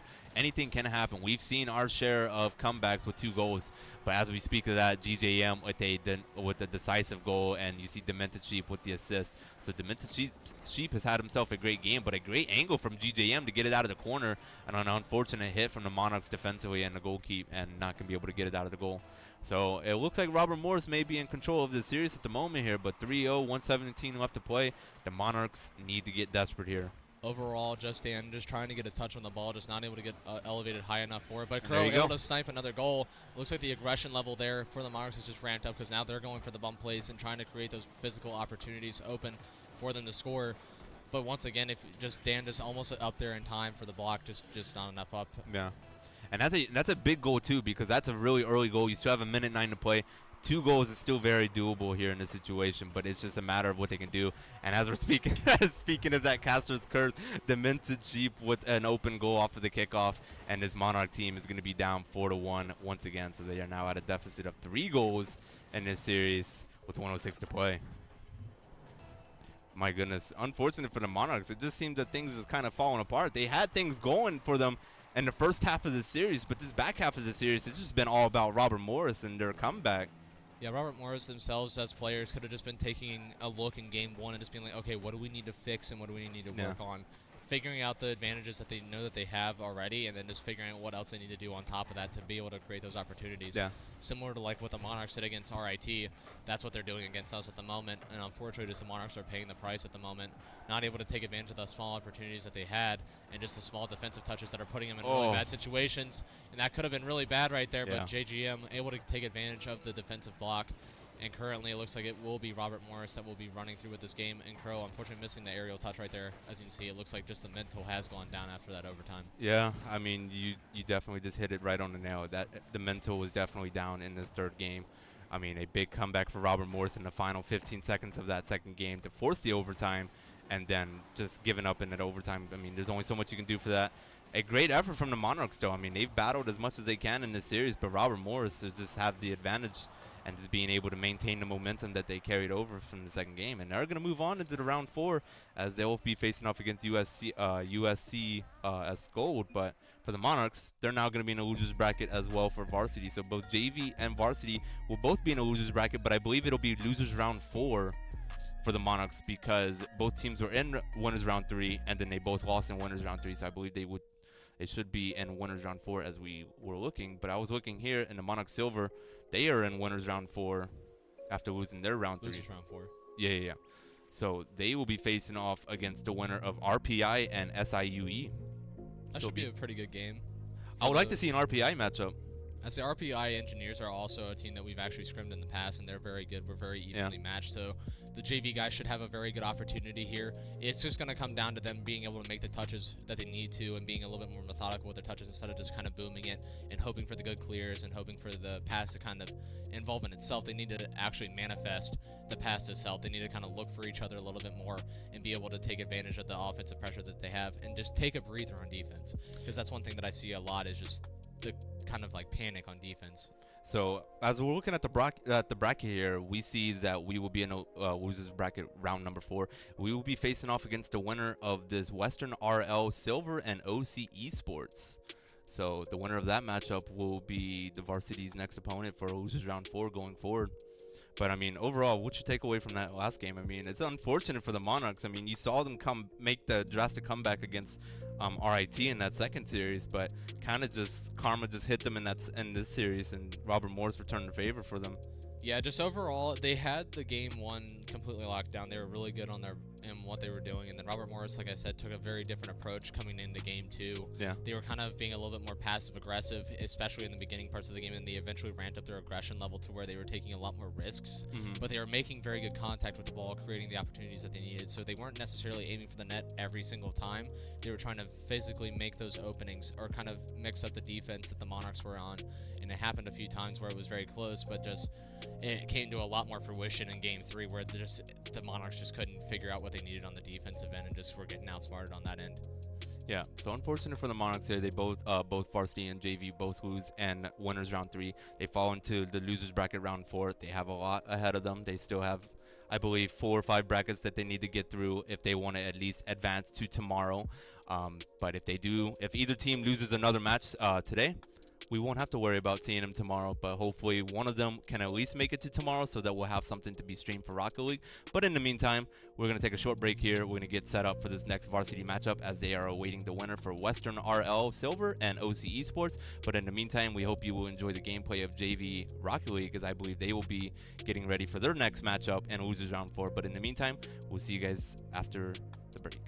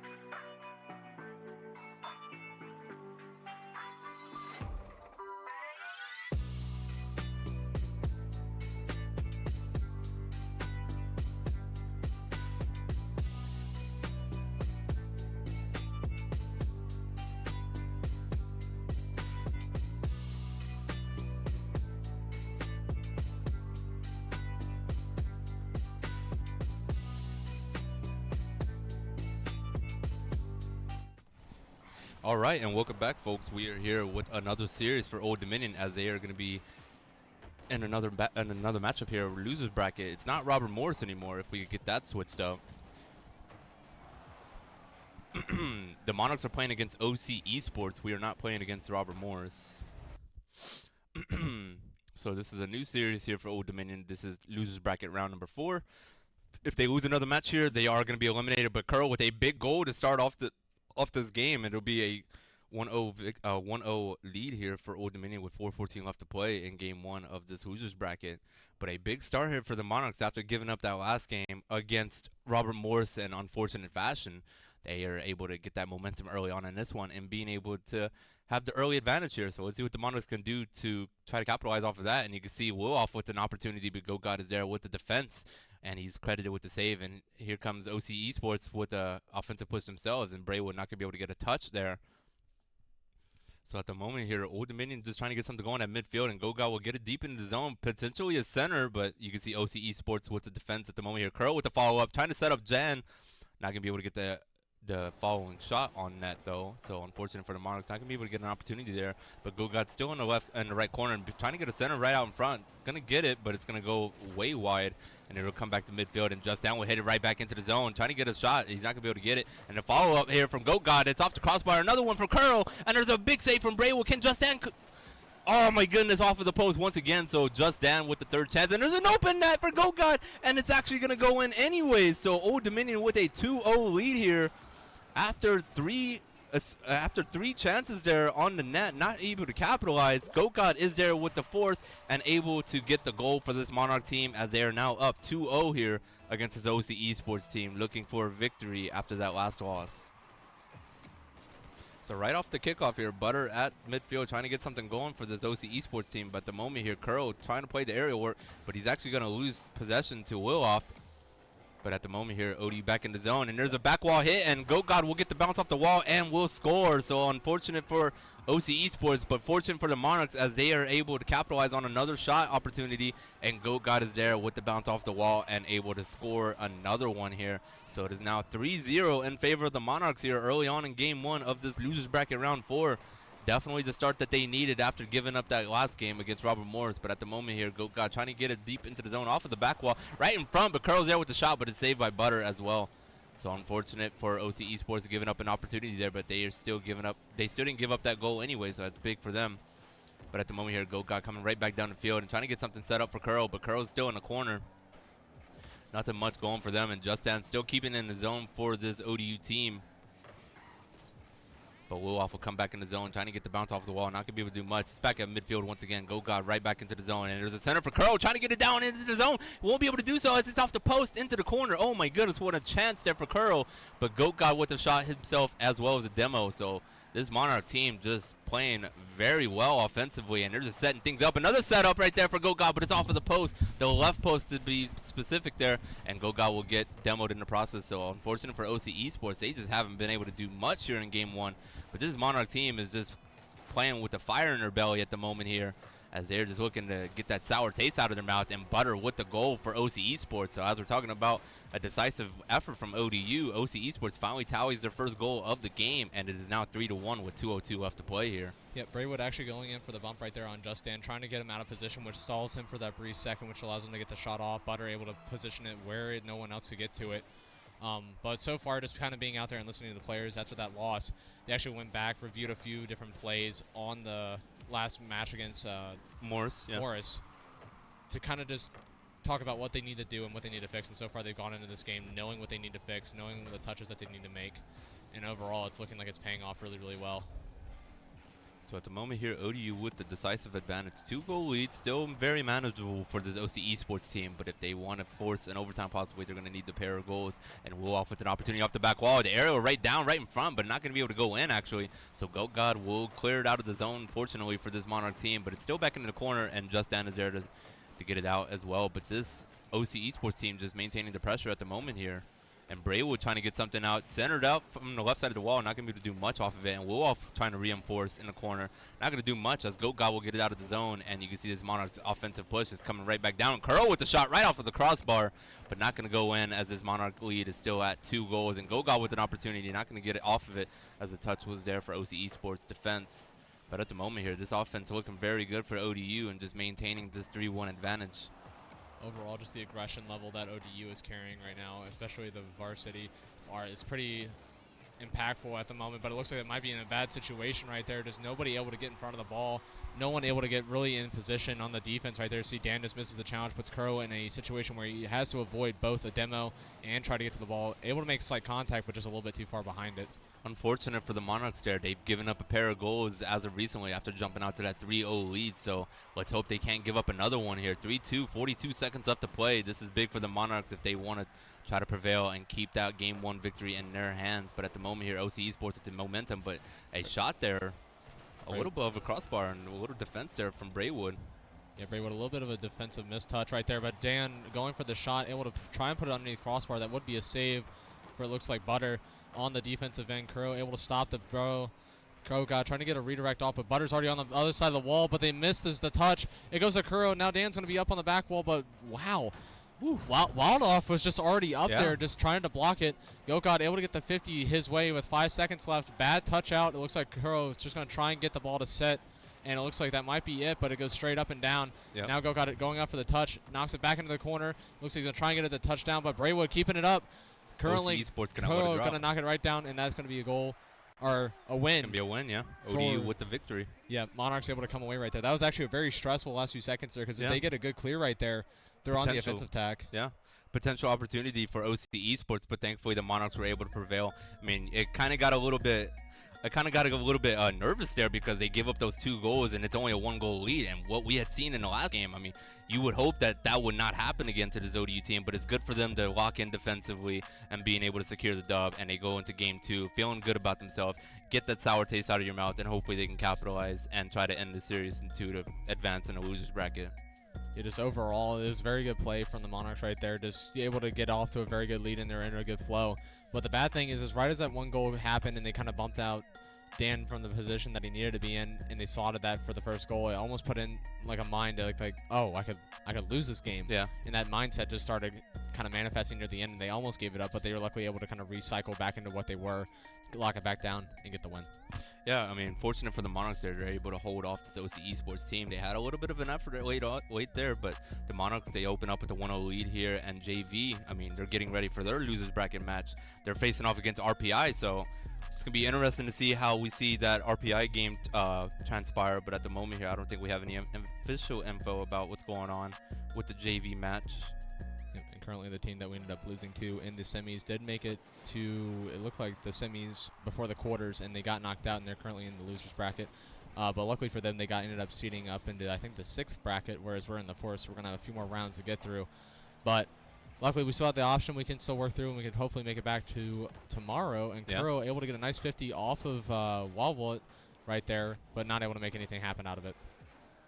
And let's see what the Monarchs can do here. Early on in this situation, Braywood trying to get something up the wall, left side here for OC Esports. Trying to get a center out. He has the advantage, but Kuro's there to defend it pretty well and stave off that pressure early on here. But you can see Woloff with the bounce off the wall, but it's actually there for Just Dan. He'll move it up the field, and it'll be in the corner as Braywood trying to clear it, but Goka keeping it in the zone, and Kuro with an opportunity.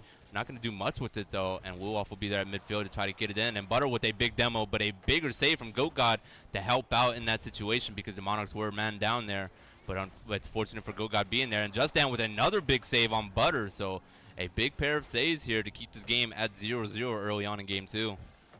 Looks like they're trying to get some pretty aggressive touches out. They're trying to go more for power than they are going for like the passing plays. They're trying to knock it off of one another, which I can understand, just trying to open up the area, but they also need to be very thoughtful because as far as they knocked it out to them the last few times, they were able to score off of it, so they need to be very thoughtful about where they're placing this ball. Yeah.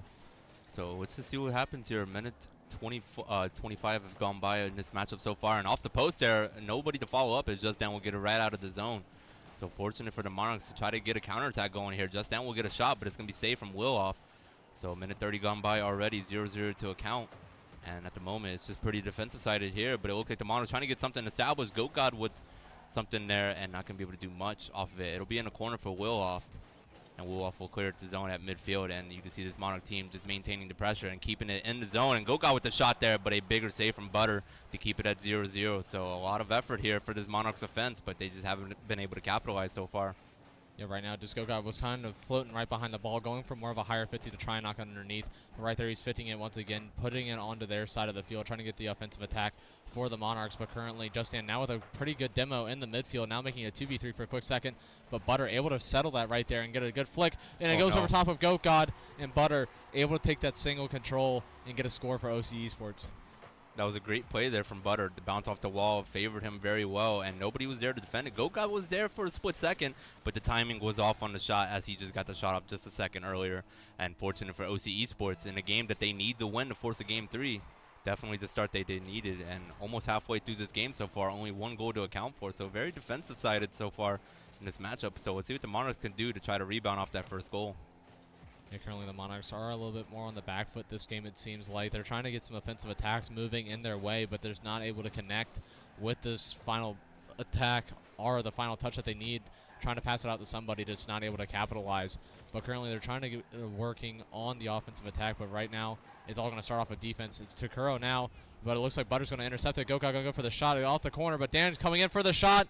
It looks like he's aiming low, but it's going to be a bounce shot, and Wildolf able to get to it in time. Still a good angle, though. That was still a good angle shot, but there's another shot here from OC Esports, but Goka won't actually be credited with it. Good defense there for him. Trying to set up Curl. That might be down in, and it's down in. What a 50 from Curl right there. I mean, what a pass out from Goka, able to get the lift off the wall, actually off the ceiling, knocks it out to Curl. Curl fitting it off of Willoff and just able to knock it right down the bottom right corner. Fortunate bounce off the ceiling, too. Yeah, that's also, it could be calculated or it could be lucky. So, yeah. I mean, you go for one thing and 2 different things could happen. So, but the big thing that matters is the fact that they score one right back, and it's now tied 1-1 with less than 2 minutes to play here. So it's anybody's game. The Monarchs are trying to close it out here in 2 games, then needing to go to that winner-take-all game 3. But OC Esports just needs to win this one if they want to force more. But at the moment here, there's a follow-up possibly. Oh, it's going to be a floater, but it's going to be defended pretty well. As you can see, Braywood there with the save. Unfortunate for the Monarchs, just not enough power on that follow-up shot. And there's a mistouch, unfortunately, defensively, and there's just nobody in front. But at least Goga will get it out of the zone and prevent any harm coming to ODU at the moment there in that sequence of events. But at the moment, midfield play, and you can see Wolf trying to get it deep into the zone, but Goga's going to defend it again, opposite side, and Justin will move it right up the field for this ODU team. And they're just in the corner, so we're just going to see what happens here. A minute left to play here. It looks like next goal could potentially be the victory in this one, so it's going to be a matter of who's going to capitalize in this clutch time. But at the moment here, ODU just trying to do something. I say Willoff was trying to go for a little bit more of a solo play there, just trying to make the opportunity happen for his team or trying to get it centered for one of his teammates on OCF. But right now, Monarch's trying to intercept those passing plays. As you see, Dan getting bumped around a little bit too much, but I think he's moving a little bit too fast. He needs to kind of slow it down a little bit because now he's out of position. He's kind of reeling himself back in, but now it leaves a very easy defense opportunity for OCF, so they need to be very careful as that goes up the corner. And Goga able to get the touch out, but right now it's 25 seconds left. But they missed the pass to Braywood, but Dan needs to get intercepted into this. Unfortunately, he has 0 boost. He needs to really pick up some pads at the moment, but I think he may have just gotten the 100 from the back. Crow goes for the 50. Dan able to 50 it up and out, but he did get the 100. It looks like he got it on the spawn, gets the flip reset. Left. Keeping the pressure on off the back wall. Willoff able to get the touch, but now Kuro kind of left solo on backfield, able to 50 it out. It goes to Dan. Dan gets the shot off, but it's not going to be happening. Goka knocks it right back up, but Butters able to get control of it. Going to knock it down to the corner. Goes off the wall again, but it might be good for Goka, but no one's there to take advantage. But this is now... Oh, baby. We got ourselves another overtime. Yep, another game 2 overtime. Now, this could be crucial for the Monarchs because they were just in this situation against Robert Morris this last series. And Butters is already up. It is a shot on, but Goga just able to get to it in time. What a save. Just almost allows that ball just to squeeze in underneath the crossbar. Now Crow trying to go for the 50. Goga follows him up. But now they're just kind of fondling each other in the corner. It's an open. But maybe a 50. Crow knocks it up, but it looks like it almost gets past Waldorf and it almost works. It seemed like it was an open net for the time being there, but there's just not enough power on that ball. But unfortunate for the Monarchs not being able to capitalize on that opportunity. But at the moment here, you got to like what you see ODU right now, just maintaining the pressure early in this overtime after giving up that early pressure in the first few seconds of it. So at the moment here, it's just going back and forth. And Butter with an opportunity, but a big play there from Goat God to get the touch back in midfield and getting back in the zone. And Curl comes right back up the field off the back wall and it'll be a big bounce defensively for OC Esports, and Go God will have to play it out. And he's actually going to lose that 50 to Butter, but thank God Justin is there to get it out of the zone and moves it right up the left side. And it'll be off the back wall again. It could be potentially centered. Curl's trying to get something there with the aerial. Not going to do much, though. And it'll be back in the ODU defensive zone. Yep. And there's a bounce right there. And there will be the goal. And Butter is going to score for OC Esports. And they are going to capitalize on their comeback. And they are going to win Game 2, 2-1. And we are going to a Game 3 in this series. Actually looks like it makes contact with Go-God on the bottom there. Just him moving forward with too much momentum. Put him in a situation where he had to try and lock the brakes down, just not able to lock him down hard enough, and unfortunately just rolls right out the rear of the car, which does give them the goal. But once again, we are now in a Game 3 situation where just against Robert Morris in this past series, they ended up having the lead in the first game, go to overtime in the second game, and unfortunately lose this last goal just because of a small miscomm. Yeah. Unfortunately, this one was just a bad bounce, but now it's all down to Game 3. It's all gonna be about that mental. How can the Monarchs try to cope with that loss in Game 2 and come back in Game 3 and really just solidify the series victory and being able to move on? Because if they lose this Game 3, they're out of it. They're out of this fall open, basically. Yep, I know there's different fall openings. There's technically 4 going to be out throughout the series. So for the next 4 weeks, we will be having Rocket League Saturday and Sunday. Hopefully more Sundays than hopefully we can get to Sunday, but like we mentioned when we first started this broadcast, it's a lot of bracket, especially when you're going through the losers bracket. If you can make it to the winners bracket, which the Monarchs did get through 3 rounds of it, thankfully, and they're like more deep into the losers bracket, but with the losers bracket, if you lost early on, if the Monarchs had lost their first game early on, they would have had to gone through 8 rounds of losers bracket to potentially play for tomorrow. And that would have been very hard to overcome. So at the moment here, I mean, you got to like where they're at, but you just got to hope that they can really come back and have a really good Game 3, because we saw that Robert Morris game last series. They did not have a good Game 3, and Robert Morris really just had a decisive victory to close out that series. So ODU here in Game 3, they need a win if they want to advance in a losers bracket. But here we go as ODU's on the defensive side in the first 10 seconds here. We're off with the shot opportunity, but just down with a save early on. Go God with the counterattack for Curl. It's going to hit off the left post. Nobody to follow up, though. Yep, Dan just a little bit too far back right there. As you can see, he was trying to hold the back of the midfield, but was just too far out of the play. But now he's trying to make an attack pattern. Curl just flying in from, like, it looks like all the way to the backside of the field. But now Go-God going to try and get a double touch off the wall. He does get the touch, but now it just goes right to Dawn. And it looks like Curl's going to try and intercept once again. Dan not going to be able to cut with no boost, but Monarchs right now trying to make those offensive attacks worthwhile and make something happen.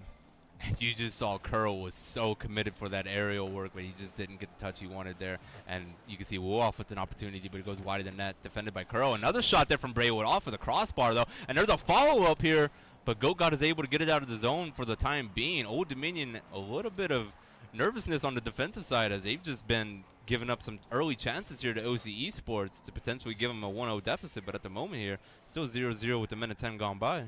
Yep, Dan able to make that challenge right there in the midfield. Stalls the opposition a little bit. That's what is needed for them to get back on the defensive rotations. Crow now trying to make a touch, but missed touch right there. Just doesn't get contact with it. Now it looks like a double touch off the back wall. It's going to be a double touch, but it's going to roll down. Butter's going to try and center it back up. It goes off the back wall, but Dan's going to have to get the clear. But it goes down, and Wolfit almost able to counter it. And now it looks like the Monarchs are going to have to be on an offensive attack. Crow going to get the touch, but it's not going to make anything out of it.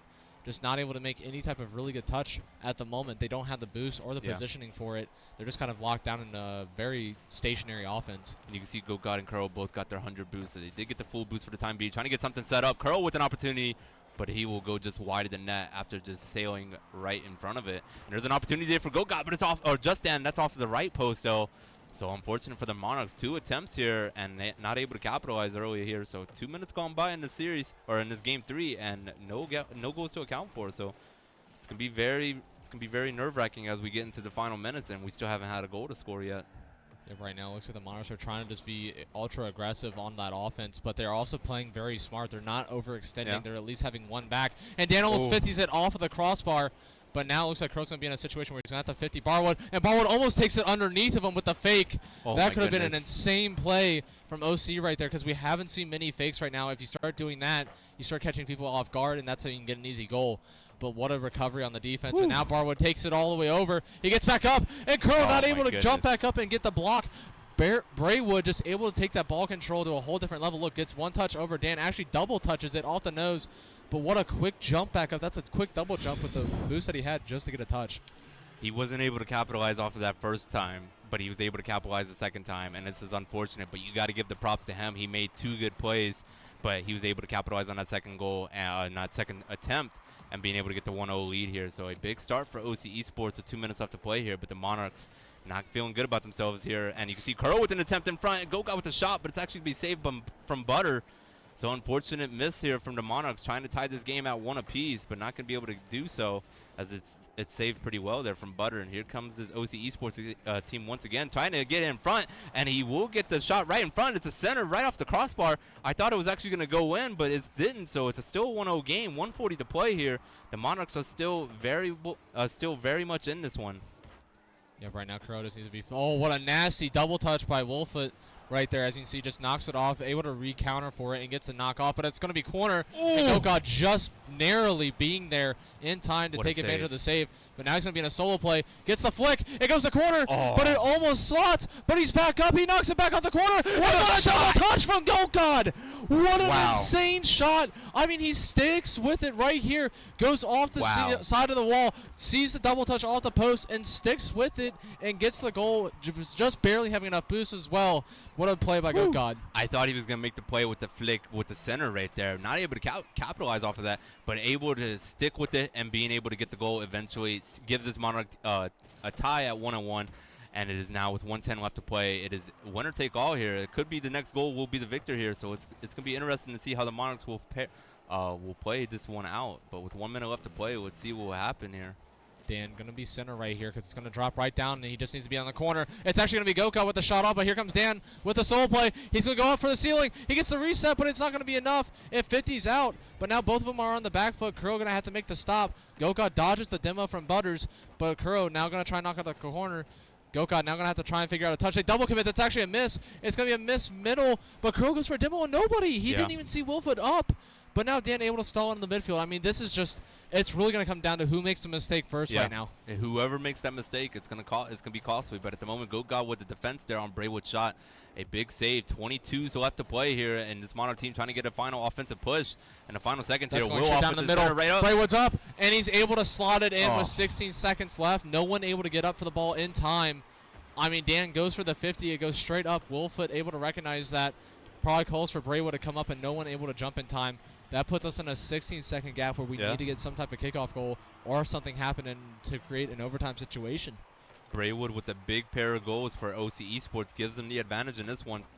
12 seconds left to play. Just Dan and his Monarch team need a final attack, and here they come once again. Goka trying to get a center off the right side. Not going to do much of it. 5 seconds left to play, but Curl's there to reinforce. There's a center right in front. Gets it, but it's not going to be enough. Oh, it's still going to be bounced off the wall. Dan's got it. Curl's got a shot. Oh my God! It's still up though. Hold on. They might be able to get something back here. Dan gets a touch. Here comes Goka, knocks off corner, but Wolfoot is going to knock it straight down, and no one's going to be able to get to it in time. And that's going to be Old Dominion out in the 4th round. What an unfortunate game, but I mean, what a play by OCE Esports to be able to counter and just I really thought we were going to get a buzzer beater right there. I was really expecting us to tie that one and force an overtime, which would have been wild, but I mean, it's tough. I mean, props to OC to be able to lock it down on defense, because that was just very stressful 16 seconds for him, because I think we ended up getting like 6. We had like 4 or 5 shot attempts right there. Yeah, it was just very quick shots, and I think our shot percentage went up very quick there, but just not able to connect on a shot, unfortunately. And that's going to be the varsity Monarchs out in round 4. Yeah, unfortunate. I mean, you just said it right there. The varsity team is out of this fall open, unfortunately. But as we're speaking of it, I mean, it looks like Old Dominion and RPI are still in their game right now. So it'll be interesting to see how that one plays out. I don't think we have any info as how that one is shaping out, but at the moment here, from what we see, it is still 0-0 between the two teams, but they've been in a match for about 20 minutes now. Yeah, we can go JV. Yes. All right, we're actually going to rejoin here in the JV game. It's actually 1-1 right now, and it looks like RPI almost got a score off the We're just getting in the thick of things with this one. Oh, no. Oh, no. Oh, no. Brother Nature with a goal for RPI. So as we're just talking about getting into the thick of things, RPI with a goal, and they are now in the lead in this series. So it is basically winner take all for this game for these two teams for JV Rocket League. They need to win out if they want to continue on in this open. So unfortunate to give up that goal, but still plenty of time to get the tying goal right back for them. Yeah, but with a minute 54 left, Jack able to get a 50 off the wall. It looks like Keo's going to go up for the redirect off the wall, but Brother Nature able to intercept that and get it past both of the defenders. Jack now last on defense once again. I see that's another thing that's kind of been left on the defensive end is Jack is normally the one that's kind of the defensive end, the defensive man. Leth and Keo kind of follow up with the secondaries. But Leo able to get a 50. Jack now just 50s it straight up and down, but Brother Nature going to clear it off the ceiling. Might be able to get a read off of this. Knocks it off the corner. It's also going to be off, but it looks like Apig is actually in a bad situation. But now he's going to take advantage of it. Keo is up, gets a touch, but now Leo's going to have to get a touch. Keo knocks it down, but not going to be able to connect on that offensive attack. I honestly thought Kios was going to have a shot opportunity there. I thought it was going to be a good setup there from Apig, but not going to be able to get the timing down on that and not going to get much off of it. So 1 minute left to play here. The Monarchs need a goal to at least tie it to force an overtime potentially, but the Monarchs are in dire need of a goal here, and we're just at midfield at the moment here. Old Dominion just trying to get something going. Crimean War back in the zone, and he's trying to get something in the corner. Not going to do much. Groot is there to try to set up Brother Nature, but this my could goodness. be the offensive attack that they need. They just need to get a touch out. It's not going to be enough, but Leo's now up. He sees Here we Keo. go. It might be it. Oh, but they're not able to connect on it. Jack now going to have to come back, circling in. Not going to be able to get in front of the ball. Ends up slowing down Creamy and Moore. Creamy and Moore now going for the aerial bump on Leo. Not able to connect on that. Brother Nature with the shot. Oh. Yeah, Apig able to block that bottom left corner, just able to keep it out of the net. But right now, RPI engineers are keeping the pressure on. Apig now needing to get a good clear, but now gets 50'd. Big demo from Litix. 10 seconds left to play. Yep, they're going to have to make something connect now. It goes off the backboard. That might be the opening, but Brother Nature able to connect to it. Leo not going to be able to get enough on it, and that's going to be a dropping right down, and that's going to be it for JV also out at round 4. So unfortunate for JV. They give up that goal with 2 minutes left to play to this RPI team. They were able to capitalize off that goal, and they were able to maintain that lead. So it's unfortunate for the Monarchs. I believe they lost. I believe they won game 1, but they lost game 2 against this RPI team. So it's unfortunate for them to lose the series overall. It's unfortunate for both teams to lose both of their games in round 4 here, because it seems like those were very competitive matches, very winnable matches, just not able to get the final touches they need and being able to capitalize on the much needed goals. It comes down to both the experience and just kind of just the aggression that you're going to have in this type of league play, because everyone's going to go all out every single time that they're on the field. So you're almost playing to win, but you also have to be playing smart in the same instance, because right as you start losing focus on either one of those, you start getting your team into situations where you're not able to work yourself out of. As we saw, just unfortunately, just we joined down a very offensive-heavy RPI, and just the Monarchs, or the JV Monarchs, just not able to make a connection on defense, just not able to figure out where they need to be and just let it drop in. Yeah, so basically that's it for Rocket League this afternoon, and we're going to be getting set up for our League of Legends stream that will be following this one right after. But, I mean, any last thoughts on both teams' performance today? Overall, I mean, for the first fall qualifier, it's still fairly good, because we both teams ended up making it to round 3, which is about halfway through the winners bracket, which is traditionally pretty good. Hopefully, by the next qualifier, you see us in round 4 or 5 and a little bit better. And if we do get bumped down to the losers bracket, hopefully more like round 7, so that way we don't have to play as much and hopefully get just in that aggression and hopefully get better seated. Yeah. So the next qualifier will take place next Saturday, I believe. Yes. Yep. Next Saturday at 1. Yeah. So the qualifiers will be following. I believe it's like the over next few weekends, right? Like it'll be 1, 2, 3, 4. Yep. For the next 4 weekends, we'll be having Rocket League streamed every Saturday, hopefully 1 p.m. Hopefully we'll have it streamed at least. And then along with that, if teams do make it through, we'll be rejoining on Sunday at 1 p.m. as well. It'll be great to see, because Rocket League is definitely in a good place at the moment here. Definitely room for improvement. There's a lot of success that you could see from this team. But overall, I mean, you got to like where they're at midway through the season and also just getting deeper into the qualifiers. So great performances from both varsity and JV. And, I mean, it's been great for having you all here on the casting desk, because you're a member of the JV team. You take a lot of pride with that. So it's nice to see your teammates having a lot of success early on in the winners bracket and being able to do a little bit in the losers bracket. But still, I mean, you still had quite a bit of success today, I would think. Yeah, I'd say JV and varsity both had very good outcomes. I mean, for what they were going up against, I mean, unfortunately, just small mistakes ended up creating those opportunities for the other team to score on us. And that's what it comes down to in this higher league gameplay. It's like right as you make one mistake, it's almost guaranteed that the other team will score or at least have the opportunity to. So it comes down to you in the long run. But overall, I am very proud of everyone on the JV squad for sure, for them getting used to it. And the same thing with varsity. Both of them had 2 people that have never competed. And I mean, making it this far is really good. Yeah. So I mean, the only thing that they can do now is just strive for better placements. Yeah. So that's going to be it for Rocket League. We're not going to be ending the stream. We're just going to be taking a quick break, and then we're going to get everything situated for League of Legends to start up. I believe their game just started at 3 o'clock, or it might be a little bit delayed. I'm not exactly sure. But that's been it for us here for Rocket League this afternoon. I've had a lot of fun casting it. I hope you have as well. I have. But it's been great seeing JV and Varsity showcase their talents here in this fall open. We will see you guys next weekend. But in the meantime, we hope you will enjoy the break, and we will see you guys after for some League of Legends. I have been your caster, Benjamin Draper. And I have been caster Ace Conjure. And we will see you guys after the break.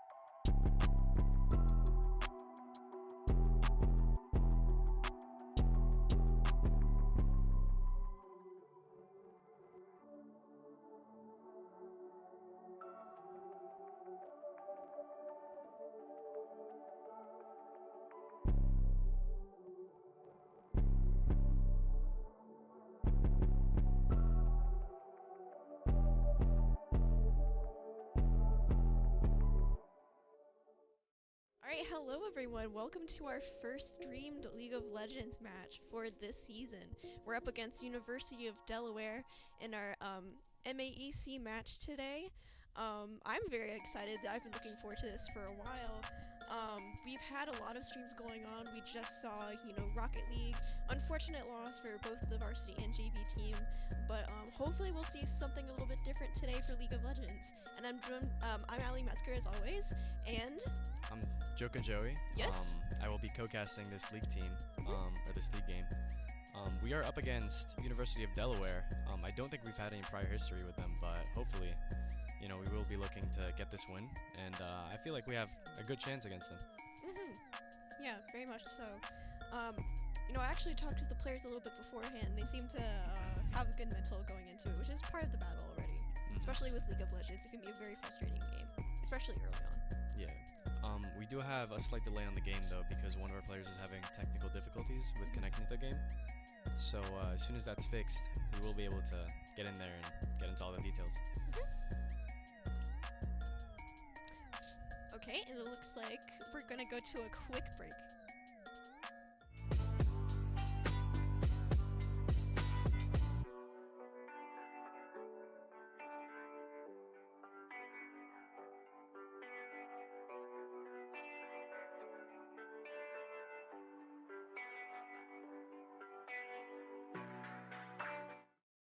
Alright, it looks like we've already got into our game here. We are currently spectating University of Delaware, but their comp looks to be strong. They're more of a frontline comp. It might seems pretty even, honestly, with our team. They're doing something really interesting, going all top lane. Yeah, a little bit interesting. Kind of reminds me of Ultra Rapid Fire. Yeah. Well, Yeah. they are doing a full invade. Oh, gotcha. We're sitting in Tribush right now, though. And yeah, I see what you mean about frontline heavy. They do have a Nautilus, which, the amount of times I've had to go against the Nautilus, it's really hard to burn through a Nautilus HP, especially mid to late game. Yeah, and especially with Aatrox, they're gonna have a pretty tough front line. I'm not sure if their Lilia is gonna go. Not sure if their Lilia is gonna go more mage-like or tank-like. But yeah, their comp seems pretty solid. It's gonna be hard to beat them. We still have a pretty solid front line. We have Leona, Sejuani, and Renekton. So we'll see how that pans out. Yeah, it looks like we also have, looks like both teams kind of have, actually, now that I think about it, Delaware seems to have a little bit more CC because they do have that Xayah that can root. We have the Nautilus hook. You have the Lilia drowsy effect. So ODU might have to be a little bit careful here with CC, especially because they don't have a negating champ like Morgana. It looks like both teams have the ODU logo on them. Yeah. It's our sister university. Yeah, that's fine. I feel like our bot lane could be aggressive against Nautilus Xayah. They should have more leeway, especially with Leona's hard lockdown CC. But it seems like this game's gonna be a pretty slow game in the beginning. Yeah. Our Renekton's engaging this early. He did get a level 2 Oh. spike. Okay, that's fine. Yeah. He Unfortunately, forced him out of Aatrox was too close to the tower. lane. That's fine. He forced him out of lane. He's forcing him back. Wondering if our jungler is gonna path to top or mid after he clears. Not sure. Game's looking pretty even right now. Aatrox does have a lot of sustain, but our jungler, fun fact about our top laner, sorry. Fun fact about our top laner, he goes by Michael, Undead Falcons. He was actually, I think, around number 50 on the Chinese super server. So he's actually a really good player. That's really interesting. Yeah. Mhm. I'm only gold. Yeah. I'm in the same boat. I'm only plat, but we'll see how this game pans out. We gotta get our pro fix somehow. Yeah. But interesting pick. I've seen Renekton a lot in more comps recently. Yeah, I think he got buffed recently. He is getting pretty popular considering he just Unfortunate. goes for the trade. Yeah. Bone plating does save them. Their bot lane is getting pretty aggressive. They force out flash from Leona, but we also take their ignite. Not too bad. The wave is pushing into them, so that's fine. Yeah. It looks like so one thing we're gonna have to keep an eye on here is the gold lead. Luckily, it looks like there's only I was about to say 200. It's about a 100 gold difference now. 200, back to 200. It keeps on going up and down. Gold goes on pretty fast. It's generally fine. Wow. Oh, Undead Falcons. Unluckily, the jungler comes in late. Bot lane is in a very strange fight right now. Leona's going in very low health. Looks like she's going to go down. Will they be able to secure a kill? I don't think so. This might be a little tricky. Yeah, no. The Lilia coming from behind the tower. Oh, they just took 3 from our side. Unluckily. Again, like we said, there's a lot of CC coming from University of Delaware. They just were coordinated better. They were able to secure the kill on our Jinx. And then Leona was sacrificing trying to get a kill for our Syndra, but Syndra wasn't able to finish it off. Yeah. Unlucky. And it looks like the fight top lane didn't end well. Sejuani had to get out. They didn't even burn Aatrox's flash. Yeah. So that's unfortunate because that is, a 4-0 lead for University of Delaware. Like we were saying about the gold lead, now we are down about 2.1k at the moment. Or just about 2,000, yeah. Yeah, that is pretty tough. Oh, but Renekton, unfortunate, backed off. Yeah. They forced out flash. Aatrox missed his 3rd Q. Sejuani might get the kill here. Big kill Wait, no, it's definitely a kill. He can't run away. Yeah. Okay. We did burn 2 flashes for it, but that is definitely worth it. They might get cleaned up a little bit by the Lilia here. Yep. I think both of them are gonna, go down. Unluckily, Lilia just has better positioning at this moment. Lilia is just such an annoying champion. She is, especially with her movement speed. Late game, she becomes really annoying. Bot lane looks to have the advantage here, but they are each focusing the supports. Yeah, now they're kind of split up a bit. The positioning isn't great, especially with the Nautilus hook, and you have the Orianna coming up behind it. Can the Leona? Unluckily. Yeah. Unluckily goes down. They did take out Orianna flash. I believe I saw an ult there too. Yeah, it was Orianna ult. I think it was a little, extra, but that's fine. You gotta, you gotta flex on them sometimes. Sometimes you gotta secure the kill. Yeah. That's fine. Delaware is looking pretty stable right now. 7-1. They have a massive gold lead. Almost 3k. Top lane's going into another fight. Renekton is down a level with no ult. This doesn't look good. Aatrox hit his full string. Renekton looks like he's gonna go down here unless he can get out. Yeah, I don't think so. Unfortunate. Aatrox moving speed in his ult. Yeah, I think ODU just really needs to stabilize here. Jungler has to look for an opening. Yeah, and also they, at this point, because they have such a gold lead, it's probably just a better idea to stay defensive and farm under tower for a little bit, as much as they can, obviously. Yeah, that's probably the plan for our Syndra, considering she definitely she needs her stacks. That's what I was trying to say. Her passive. Yeah. Yeah, she definitely I think she gets full stacks around 20 minutes into the game. We're still, a bit far away from that, but yeah, we're about 7 minutes in. Yeah, hopefully she can build up her stacks if she plays a little more aggressive or pokey. I do want to see more roams from ODU though, because Orianna and Lilia are definitely playing macro. They have more map coverage and everything. And Bot lane does Sejuani have an coming up to advantage here. gank. They burn cleanse. I'm not gonna be able to get the stun off on Xayah. They're gonna shift their focus to Nautilus. Our Leona is gonna go down if they keep being aggressive. They do get the stun off and big pick to our Jinx. And the Leona still stays alive. Very good. We do have the Infernal drag up though, so maybe I think, Yeah, Sejuani is unfortunately I don't think they're gonna be able to get drag here, but hopefully they'll be able to get it in the next coming minutes. Our top lane is fighting again. Renekton is very tanky. Takes a Mhm. tower shot, unluckily. Like, That tower shot made him go down. It's the tower. It's tower diff. Hmm Tower's OP. When I first started playing League of Legends, man, the amount of times I would die to turrets was embarrassing. Yeah, early game towers without any laner having any armor, any resistances. That's it's pretty tough to deal with. Mhm. Mid lane is just playing the slow game. That's usually Sejuani's looking for go-to. something, but they do have vision, so they might not be Yeah. able to go. Unfortunate.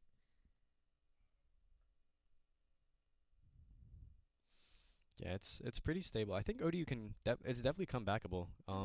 ODU definitely has a lot of they have a lot of leeway. I mean, UDEL is not taking any plates from the towers. They don't have a lot of prio over the map.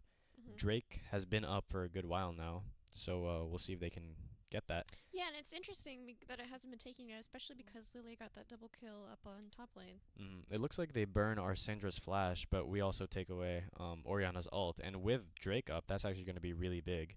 Lilia just used Smite, and I feel like we're looking to position for Drake here. They do catch Nautilus off guard, and mid lane's having a fight. Oriana ends up dying. Yep. With Syndra and Sejuani ult. That's a really good pick. They can actually look for Drake here. Lilia still doesn't have Smite, but they don't know that. Yeah, Sejuani, like you said, it would be a good pick, but Sejuani is roaming up top, it looks like. Maybe trying to get a pick on Herald, though, looks like. And really, we're about 10 minutes in the game. It's really, we want to get that Drake as soon as possible. It is still too early to tell if someone has a lead or not. Obviously, UDEL has a gold lead, but it's getting smaller and smaller as the game goes on. Bot lane looks like they're about to freeze if they can, I think. Yeah, they'll be able to. That is a pretty good wave, pretty good place to hold the wave. Just default position. I don't know if they can engage. Their Leona's still pretty low level, and their Jinx is only level 6. They don't have level advantage. Maybe she'll get it from this wave, but I don't think so. UDEL looking for the engage. Unlucky they couldn't find anything. Well, lucky for us. Oh, yeah, lucky for us. But Looks like Udel is about to actually get Herald. Yep, they did get it. Like I said before, UDEL seems to be moving. They're more coordinated as a team. They definitely have more map control than ODU. But who knows? Maybe ODU will clutch up. Lilia might be looking. Never mind. I thought she was gonna go for a Herald dive, but there is a big fight going on bot lane.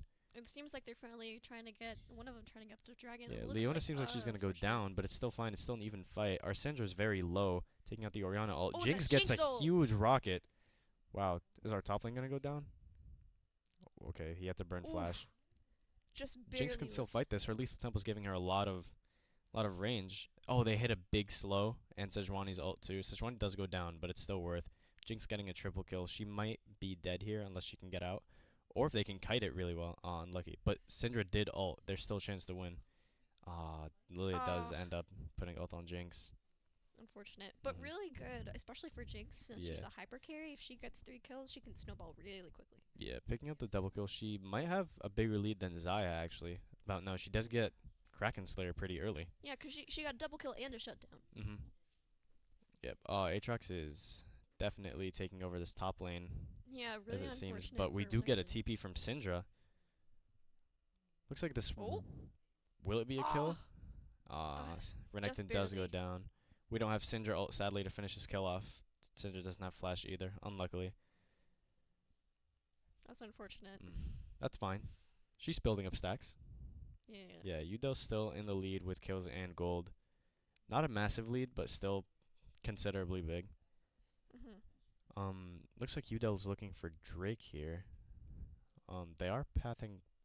Oh, they do have to leave Drake to respond to this gank. Looks like Sejuani is stuck in the middle of Lilia and Nautilus. Our Leona is stuck in their backline.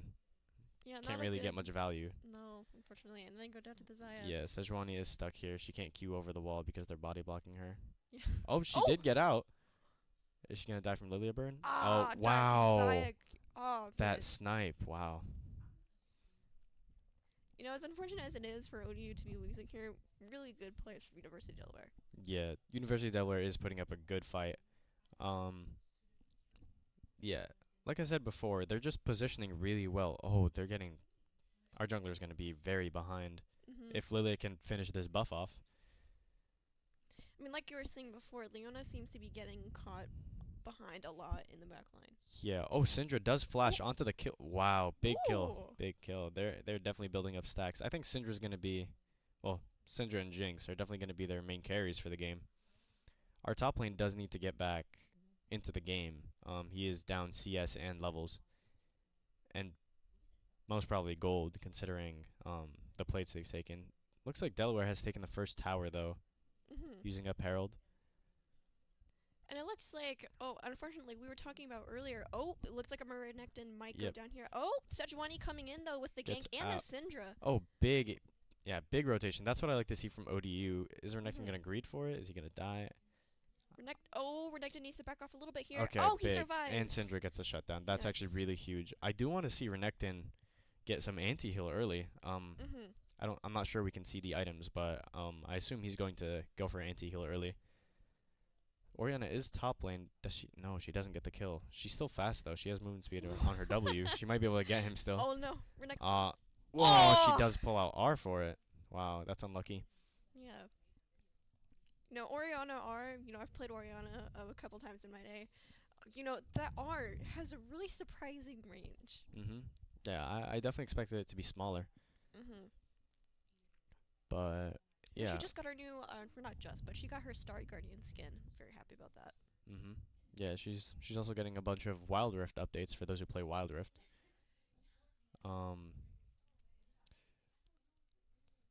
Looks like there is little tussle going on in mid lane. First Drake still has not been taken. I know, very surprising. We had that fight at Drake earlier, but again, Yeah. no team capitalized on that. Our team probably didn't take it because their Lily was still alive, Yes. full health, which he did rotate bot lane and get a double kill. Yeah. But surprised they didn't take it. Looks like we catch the Xayah here. She might have to burn something to get out. Or she's just going to ego it and walk towards Jinx. We do see a TP from Aatrox. Yeah, and looks like Leona had a bird flash to get out of there too. Yeah, we do get out. Jinx did have to burn, I believe it's Yeah, she did have to burn Ghost. Aatrox is ulting, being aggressive under tower. He is tanking. We'll see how long this lasts. He does get stunned. Syndra coming in with the TP, and Oh, Aatrox is so low, unfortunately. wait, they oh, do but get the Syndra gets pick on Nautilus. That is very big. They lost half of their front line there, and their main engage. ODU can stabilize here. Lily looks like she's soloing Drake. Yep. Yeah, she first does. Drake She goes does end to up getting Drake, Delaware. and that is Infernal Drake. That would be really good for our Syndra. Syndra and our Renekton, Mm-hmm. and possibly even Jinx. Our Renekton seems to actually get a lot of health, which I don't know where he gets from, but whatever he can get, he Oh, does end up dying to unfortunate. Lilia burn. Yeah, unluckily, Lilia is level 11. He is level 9 still. Yeah. That's fine. He did get beaten early game. He did lose lane. Yeah, Orianna might be looking for the tower here. No one's gonna get there in time to stop her, or she might just lose minions. And Lilia, another, aside from the movement speed, the burn is very annoying to play, especially when you think you've gotten away from Lilia and then just Yeah, she got can. you in the end. She definitely has a lot of like ways to engage. She does have a lot of movement speed. I wonder why she went. Well, actually, Red Smite does make sense. They just slow their target, but and they apply even more burn. Aatrox is looking for another engage on Renekton here. Renekton does stun him under tower, getting a lot of damage, even trade. Yeah, it looks like but you got Orianna is also going Leandri's, which is gonna bring even more burn to the mix. Yeah, that is gonna be tough. That is gonna burn their tanks. So Leona and Sejuani are gonna have a rough time. Renekton is already having a rough time. Let's hope he can actually stabilize from it. He's looking to push solo lanes, so he won't be in most of fights. But they do get a stun off Xayah. They did burn Sejuani ult for it. Lilia is looking to engage. She does not R them, and they get back to tower safe. Yeah. Very lucky escape from ODU. Definitely in our favor. They might be looking. UDEL might be looking to position for Herald here. ODU might have to back. We do Jinx R. I don't think any of them are low aside from like Aatrox half health. I don't know why we R'd, but Couldn't see if it hit a target or not, but that's fine. Yeah, their bot lane is playing really aggressive. Yeah. Yeah, they're just gonna go for a Herald here. Damn, they burst that really quick. Yeah, unfortunately, we're just lacking on objectives. You know, Delaware has already gotten, I think, 2 towers, 2 heralds, a Drake. We haven't gotten anything so far. Yeah, they're definitely getting more priority. I Mhm. just feel like our Syndra, the problem is, well, she does have first strike, so she is really strong. But she just needs more peel until she can get full stacks, so her abilities upgrade. Yeah. But so far, I feel like Jinx Jinx definitely needs more gold to be able to Looks scale. like our Renekton is getting caught off guard a little bit again. Yeah, he is caught bot lane, unluckily, but that is fine. They don't get much gold from that, since Renekton is he has a low KDA. Mhm. Okay, looks like Zaya just got her mythic as well, and Nautilus. So items are ramping up here, but Syndra has also purchased Shadow Flame, so she is going to scale a little bit harder too. We have Sejuani and Aatrox here. It doesn't look good for Sejuani. She's already half health. Maybe she can. Oh, it looks like she might get away. Yeah. Should be able to escape. I wonder what ODU's looking for here. What are they looking to do? Because right now UDEL has a very big advantage on them. They do have a 5.2k lead, like gold lead, and they do have a tower and 2 heralds and a Drake on them. So let's see what they're looking to do. Looks like Leona is getting. Wow, Leona just definitely got Just melted. yeah, under tower. I mean, that's what Nautilus with Radiant Virtue does. I'm not sure if he ulted. No, he doesn't have ult yet, but our Renekton, never mind, he did die, but That's Orianna might look for a Q on top of the wall. Yeah, that was a very big Q. That was a very big ult from Orianna. Unfortunate. Yeah, that's unfortunate ace coming from the side of UDEL. I'm not sure if that's going to be a GG because we still have those towers. They do still have Herald, and it is an ace, so they're down like 2 of their main players, which is the Jinx and the Syndra. Syndra for even longer. They do ult the Leona. Leona does get caught. Unlucky. But it might be a... Oh, they look like they're going back. Only Renekton's alive, though. I feel like they could have gotten a tower on us. But, we'll take whatever we can. Or actually, it looks like they might be trying to go for Baron here. They might, but I feel like they would have gone for it faster while they were still defending base. That's true. They do look like they're just about to stabilize, buy more items, since they do have a very massive gold lead about now. Right, about 8,000. Mhm. Very unfortunate. We've seen the gold gap, early on in the game, but it's been going up and down, but it's still in University of Delaware's favor here. Aatrox is pathing bot lane. Doesn't look like the rest of their team are. But they are definitely looking for an objective. I don't know how ODU will respond to UDEL. Right now, Aatrox they definitely have more map control than ODU. Yeah, really unfortunate because now we have Delaware has a 16 kill lead over ODU, and looks like we have Aatrox versus Syndra here. Yep, Syndra does get caught. She does get hit by the Aatrox Q. Will he be able to get his 3rd Q off? He does get the quarter off. And they do get a very good kill on Aatrox. Looks like they won't be able to respond to this Baron kill, though. Amazing jukes by Syndra. I didn't think she was going to survive that. But unfortunately, Delaware does get Baron here. So at this point, ODU's going to have to play a little bit safe, kind of turtle in a little bit. Yeah, we'll see how it pans out. They look like they're going for Drake. UDEL is down one of their top players, Aatrox. They can still definitely win this, though. Lilia is very tanky. Looks like ODU is able to secure the Drake. There's a lot going on the screen right now. Oh, yeah. Unfortunately, it looks like ODU is at a disadvantage here. Yeah, Sejuani and Leona get taken down. That is ODU's front line. Renekton does die to the Gromp. Unlucky E. Unfortunate. And Zaya does catch out Syndra. Looks like it's going to be another ace for UDEL. Oh, never mind. Jinx does get out. Oh! They might greed for it, though. Nautilus can definitely... Looks like one of our players is disconnected. Oh, okay.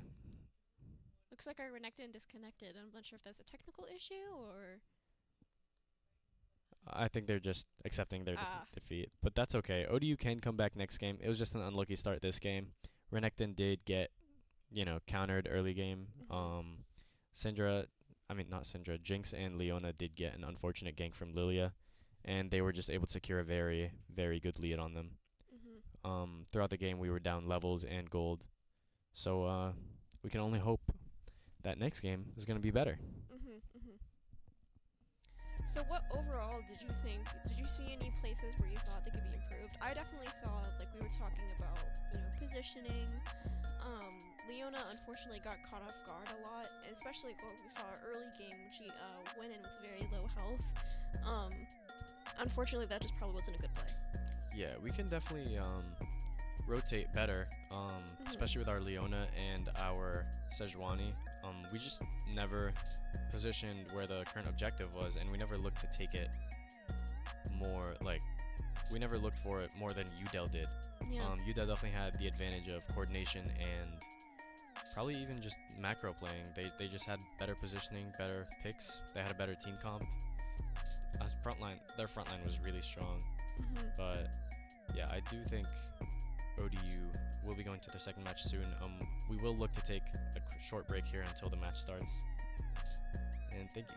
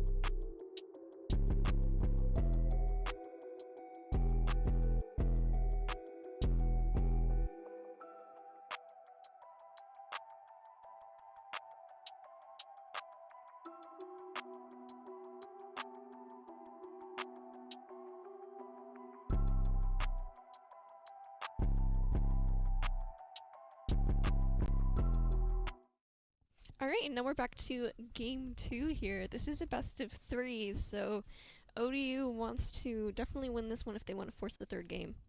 Definitely an interesting comp coming from UDEL. We do have a Fiora and Jin Zhao, which I haven't seen. Oh, that's us.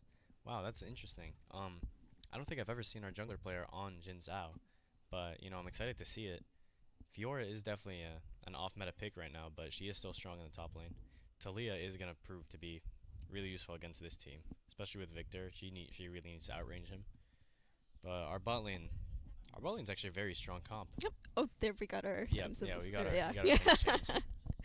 It's interesting too because I see the Zaya and Rakan, classic duo. They're Mhm. actually getting their redeemed Star Guardian skins. I'm very excited Oh about yeah, I that. believe they did drop this recent patch. Oh, nice, nice, nice. Mhm. Yeah, yeah. Wow, our Ezreal seems to be disrespecting the dance and just shoots a Q at Rakan, but that's fine. Now I don't know a whole lot about I haven't seen a lot of games with Zaya and Rakan together, you know, in like in bot lane. I've only usually seen one of them by themselves. Um Pretty sure they get a bonus off of each other. I'm just not sure exactly how much that So is escalated when they're together. so it's not a very big buff, but Mhm. it's still like considerable. Mhm. So when they recall, Rakan can start a recall like early while Zaya clears the wave, and then she can join his recall.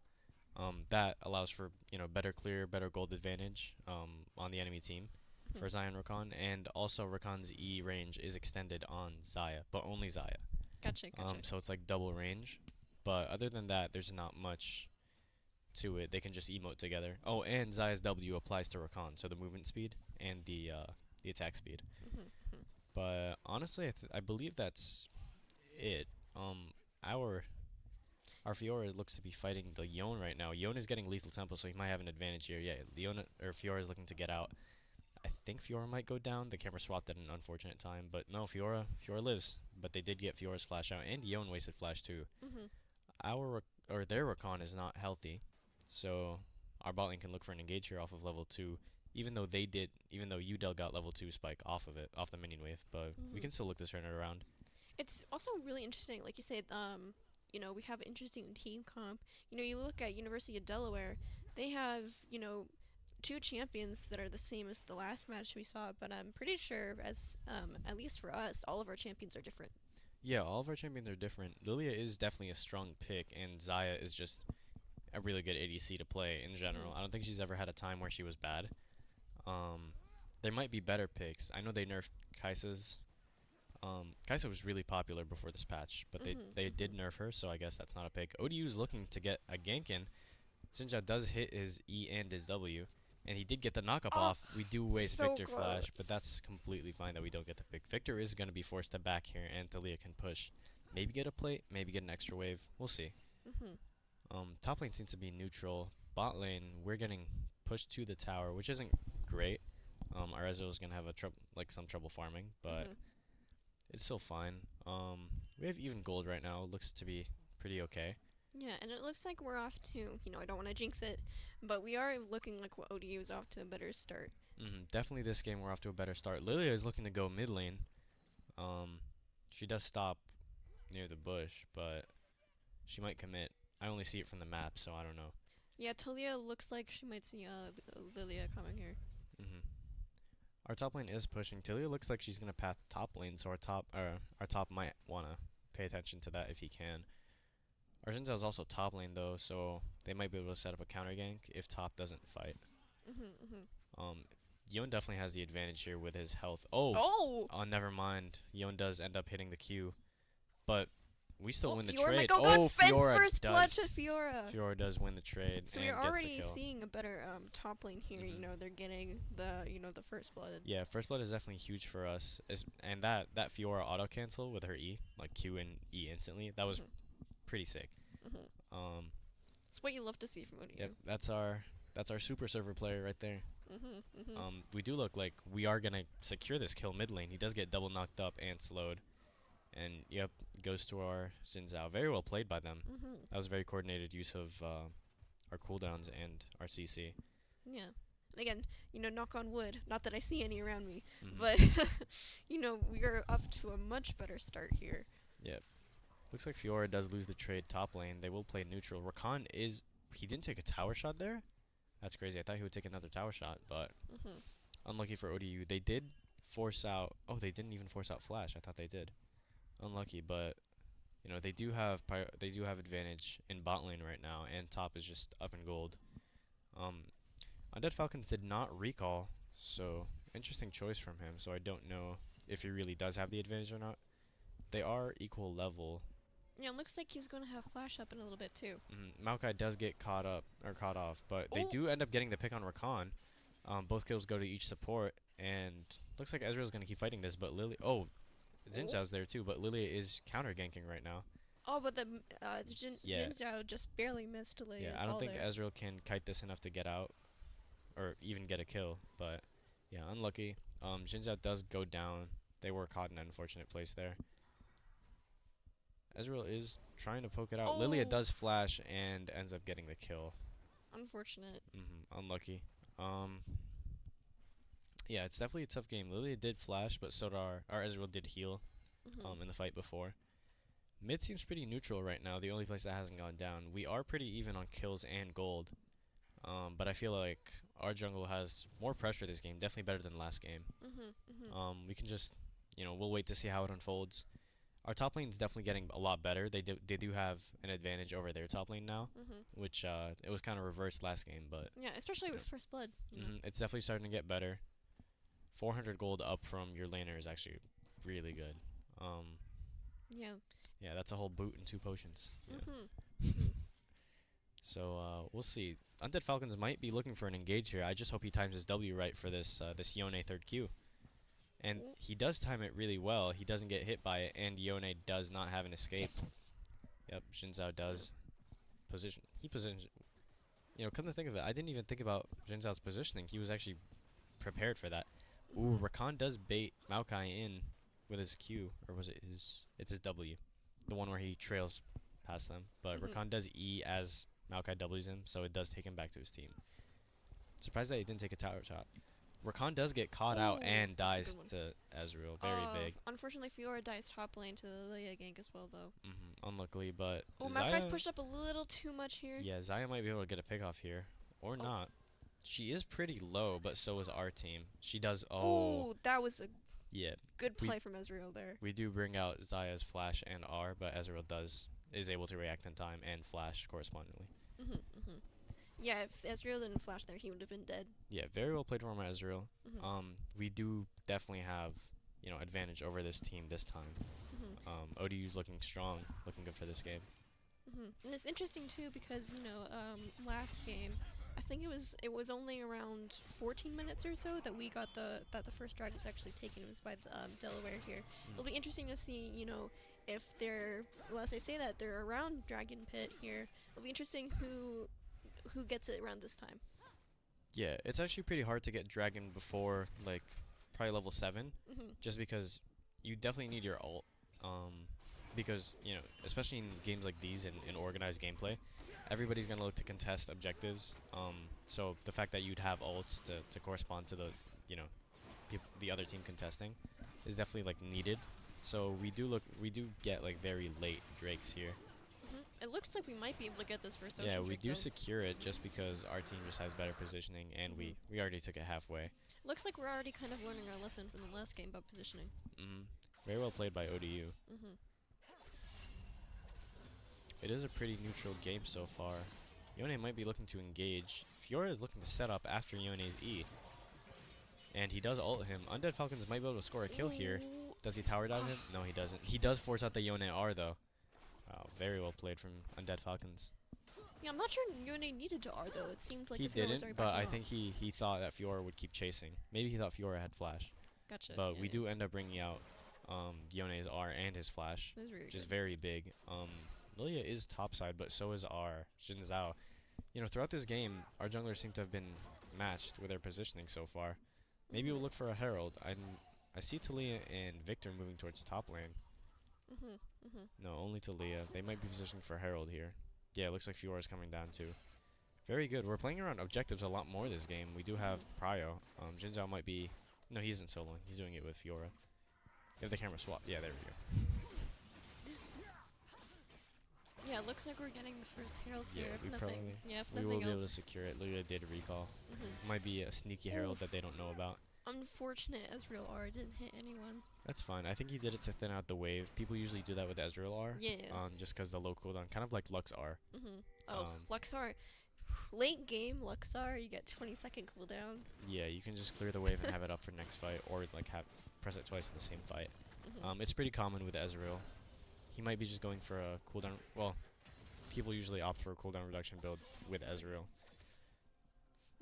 But, you know, we do have Herald on our top laner. And Jinzhao's still top side.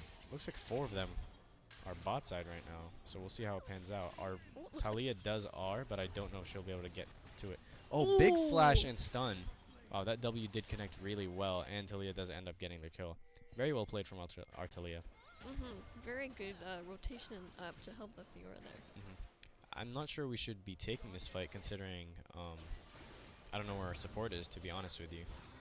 But oh, he is coming back from base, but we are winning in terms of damage here. Rakan is really low. Lilia is here alone, and she does get stuck in the Maokai R. Very well, very good Maokai R. Very good. Yeah, it looks like we're gonna keep fighting this, or are we trying to get out? We might be Maokai's trying to taking get a little bit too much damage though. Yeah, Maokai is getting caught. Jinzhao does get caught and ends up dying, but it's still very winnable. Our Maokai might be overextending here. Especially because Talia. Yeah, this is a very split target focus here. Talia was focusing the Xayah while Maokai was just on Victor. Unlucky. Maokai. Oh, never mind. Very good play from their Xayah. And our Ezreal might be caught here due to Yone. If Yone does not have R or Flash, so Ezreal might be able to get out. Yeah, I don't think he's going to be able to. That's unlucky. Unfortunate. It seemed like Ezreal was focusing a little bit too much on damage and not, trying to get away. Well, that is Ezreal. He does usually play from the back line. But, yeah, that was just well played from Udel. I didn't expect their Xayah to R there. But it seems like they did have a backup plan. Jinzhao does miss his W, so not able to engage on the Yone. Right now, Udel has pretty good vision in our jungle. Or at least our bot side jungle. Jinzhao might be pathing towards top soon. I know his red is up, so. And it looks like we've been able to keep, you were saying earlier how we're pretty even. We both have 8 kills. ODU is up only by about 600 gold. We do have the Ocean Drake, which is, our big advantage here, and we also do have taken, a tower, a herald. But in terms of gold and kills, we're pretty even. So at this point in the game, it could go either way. Yeah, we are definitely up. Our top laner actually, even we haven't noticed this, but our top laner did take up a tower in like 3/4. So that is a pretty big push. If we can get that second tower, that's a major gold lead for our team. Looks like they did swap lanes though. Our bot lane going mid, our mid going top, and our top going bot lane.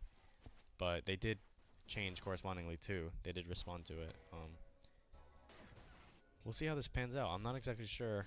I've never seen a 3-lane swap before. I've only seen like 2-lane swap. But, high level gameplay.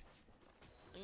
It's too big for our mortal brains to comprehend. Yeah, exactly. That's what I'm saying. You gotta trust the process. You know who would explain it really well? Our coordinator, Byron Hinson. Shout That's out so to Byron true. Hinson. Shout out to Byron. Yep.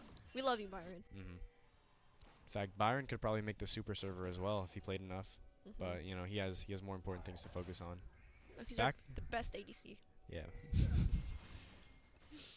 Back to the game though. Looks like we're positioning for Drake. We are pretty split, but that seems fine. Victor is split pushing top, so it is a 4v5 if we do engage it. It looks like a free Drake, but no one is contesting top lane. They might just get a tower off of this. It looks like we did get the Drake. Yeah, we did get a Drake. If Talia R's this, we'll be able to stop Victor from his next push, but if no one stops him, then he just gets... Oh, wow. Lilia pops the plant into Talia E, which is unfortunate. Map seems to be glitching a bit. Yeah, but Ezreal does get that kill on the Lilia there. Yeah, Lilia looked like she was walking through the wall, but it was just the map not loading from red Infernal Drake. There we go. There's the gap that she walked through. Yeah, looks like no one is stopping Victor. Actually, they're pathing towards it right now. Yeah, Talia's going top lane. Haven't seen much of Fiora from this camera, but hoping to see more. Victor does catch our Talia off guard, burning flash, but nothing more. Victor did use R, which is kind of big. He has a really big cooldown on his R. Hopefully we'll see, a win top lane. Jinzhao is pathing towards it. Ezreal does have... Oh, he doesn't even have R. He's just walking towards it, but... Looks about even so far. Well, even in terms of gold, like we were saying earlier, at this point we have 2 Drakes, 2 more. If we get 2 more interrupted, we get Soul. which would be really big for us. Yeah, ODU. I feel like ODU definitely has the advantage here. They do have more early game power. Victor's pretty strong, but you know, seems like we're managing playing against him. Talia does have really good wave clear, so she is stopping Victor from pushing. I kind of want to see Jinzao or Maokai go top lane and just catch this Victor off guard. Talia looks like they're all positioning towards top side. Looks like second Herald? Yeah, second Herald is spawning. Baron does spawn soon though, so. Yeah, and hopefully, considering the fact that we've already gone 2 Drakes, hopefully we can, use our Pyro and get Baron as well here. Because last game, unfortunately, Delaware got Baron. Yeah. I feel like it would be a bad idea to split push. Well, that's why we're split pushing bot lane. I mean, Yone split pushing bot lane, but when Fiora was split pushing bot lane, she was doing it for the purpose of not getting the second tower top lane, which would just put the farm in Udel's hands. We do secure the second Herald. Bot lane their bot lane are playing pretty aggressive in mid lane. They do pop a demolish on the tower. Maokai coming into the huge R, unfortunately catching only 2. Rakan is caught out under tower. Let's see if he can escape. He cannot. Both Jinzao and Rakan go down to the AD carries of each team. Our Maokai is very low. He's going to look to back out. Ezreal might be defending this. No, he can't. Maybe if he had his R, he could clear the wave, but unluckily. Cannot. Maokai does get caught out. Does W there. I feel like he could have. Well, maybe not because Lilia's burned. Yeah. But very unfortunate. Talia does look to go bot lane. I believe, yeah, Yon has gotten the tower. Unlucky. Victor's just going to push top and probably get the tower as well. ODU should look to prevent that. Or else Udel is going to be up 2 towers than ODU. ODU should definitely look to get more tier 1 towers. Just to even the playing field, having more map advantage in them. Because if they do end up getting those 2 towers, I feel like ODU is definitely gonna have like a bigger advantage, even more than we do right now. Yeah. Still holding on to the 2 Drakes. We have Mountain, we have Ocean. Hopefully we can get a soul in just a little bit. Yeah, next Drake does spawn in a minute. We do seem to be doing very well on objectives, like you said. A lot better than last game. Yeah, a lot better than last game, but that's partially because of their map prio. Right now it seems like we have looks like we're repeating what we did last time. We have almost no map prio. We are all rotating towards top lane while Drake is spawning, but the Fiora gets the kill on the Victor there. Looks like Ezreal tries to ult, doesn't hit anyone unfortunately. Lilia comes in here trying to clean up. Looks like our Fiora might be, but our Fiora is dead to the Yone here. Yeah, unfortunately. Goes down. Oh, but the Rakan goes also down to goes down to our Ezreal. We look to have higher numbers in this fight. Yeah, surprisingly, Udel did go down pretty fast. Does Lilia go in for a kill here? She does. And she gets caught by the Maokai R. Strange direction, but still catches her. And she probably will go down to Ezreal here. Oh wow. that was a throw. That was unfortunate. Yep, we see our Ezreal spam pinging. Or no, we see Udel spam pinging our team with question mark pings. That's very unlucky. Arzaya is clearing our jungle. So, they might look to get Drake here. I don't think we can contest it at all. We have 2 people. We're down 2 people. And especially with Lilia getting a lot of the kills there. And Zaya does full clear our red side, basically. Yeah, that was unlucky. I feel like our Maokai should have definitely used a cooldown there. Even if he would have died, it still would have been worth for Ezreal. Lilia does have Leandries, so she can burst down Rakan and Lilia very easily. Are they going to look for a fight here? Yone misses his R. Rakan pops R, charms 3 people. Wow, ODU is definitely getting hard CC'd here. Fiora does go down as well, not be able to proc our R. Our Ezreal is in their backline. He didn't provide much value that fight, but it's just because of the positioning disadvantage. And it looks like they will secure Baron here. Unluckily for ODU. Yeah, unfortunate. ODU's starting to lose their, grip on objectives. Yeah. Udel is definitely getting back into the game. They're playing more coordinated, and they do seem to have a little bit of a lead so far. They do have 4 towers to 2, and having Drake is actually a very big advantage to Udel considering how successful their split pushes were. Yeah, I definitely agree here. We see Fiora, spam pinging their respawn time here. Yeah. Fiora's definitely mad about that. Now, let's see if we can peel for our Ezreal and Talia more. Talia's definitely doing a lot of damage. More than I expected, actually. She's going first strike. But I do feel like a more bursty build would be good with first strike Talia. Like not Leandri's. Ludens? Yeah, Ludens or Everfrost. Oh, yeah. Or even Night Harvest. I don't think people go Night Harvester on Talia, but just an observation from my point of view. Yeah. No, I've seen weird things. I've seen Veigar jungle, so. Yeah, Veigar jungle might work. Who knows? Maybe I'll It try actually, it popped off. I was not expecting it. Yeah, maybe I'll try that for my next game. Fiora is looking to engage here. She did spawn Herald top lane. Hopefully they do get that tier 2 tower. That was a pretty good spot to take it. Yone does get out looking for a recall, and seems like the rest of ODU is just defending mid lane base. Fiora does end up getting the second tower. Does Herald hit? We can't really see. Looks like it doesn't. I hope it's still alive. Yone might kill it before it pops though. Yeah, it did end up hitting the tower. And it looks like Yone might be able to score a kill here on Fiora. Never mind, Fiora does outplay it. A lot of ults coming out from ODU. Looks like the Xin Zhao ult does knock away 2 people, and Zaya still ends up finding the kill.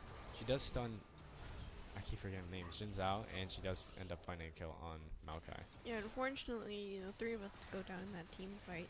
To had that ult from Zaya. Talia was already on her last legs. And then you had the snipe from Zaya there. And just, not enough team fight potential, I feel like. It's definitely hard to keep track of all the ults coming out, but you can decipher it after a few seconds. But yeah, they definitely had just better ult usage there. Udel had better ult usage there. Unlucky to ODU.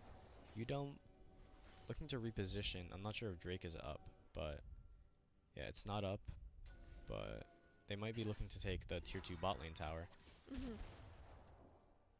Let's see if ODU can pop off here. Talia is looking to go top lane with the Yone.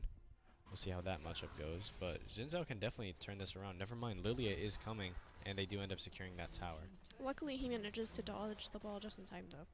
If Lilia hit that R on Xin Zhao, he definitely would have been dead to Victor. Victor just would have stunned him with his W, and they would have engaged off of that.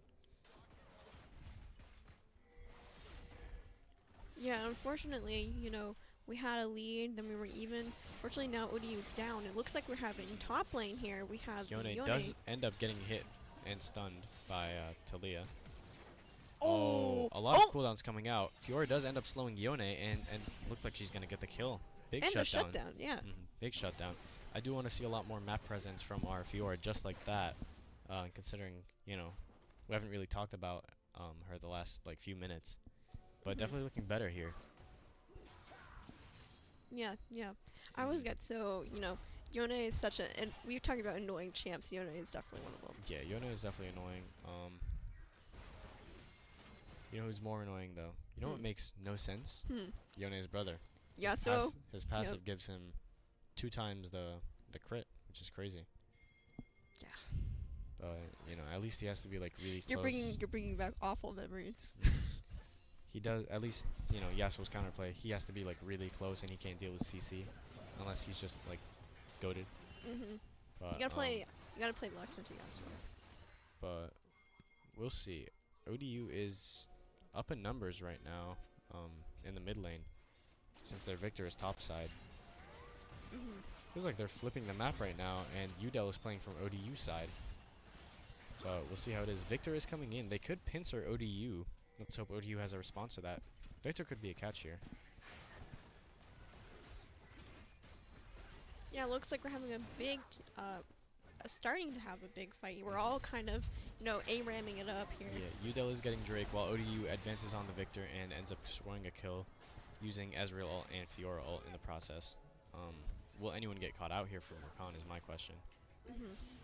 Nope, looks like we're good. They are even Drakes right now. Yone is still split pushing. Unfortunate because we do have Mountain and Ocean, but they have 2 Infernals. Yeah, 2 Infernals is definitely going to pop off for their Victor, Talia. Honestly, their whole team except for Rakan. We do have a better front line this game.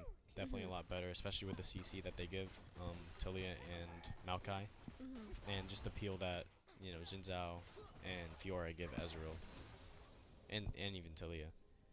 But yeah, our team comp's looking a lot better. It's definitely pretty neutral, even though UDEL is up in gold and also up in just objectives in general.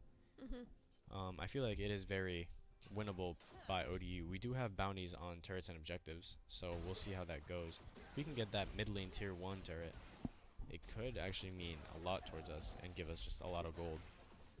It is still comebackable. I hope Ezreal can be able to finish his build soon, even though it's only still 26 minutes. But once Ezreal gets Sorelia's Grudge, if he is building it, I'm not sure he would since they don't have a lot of armor, but still very good item on Ezreal.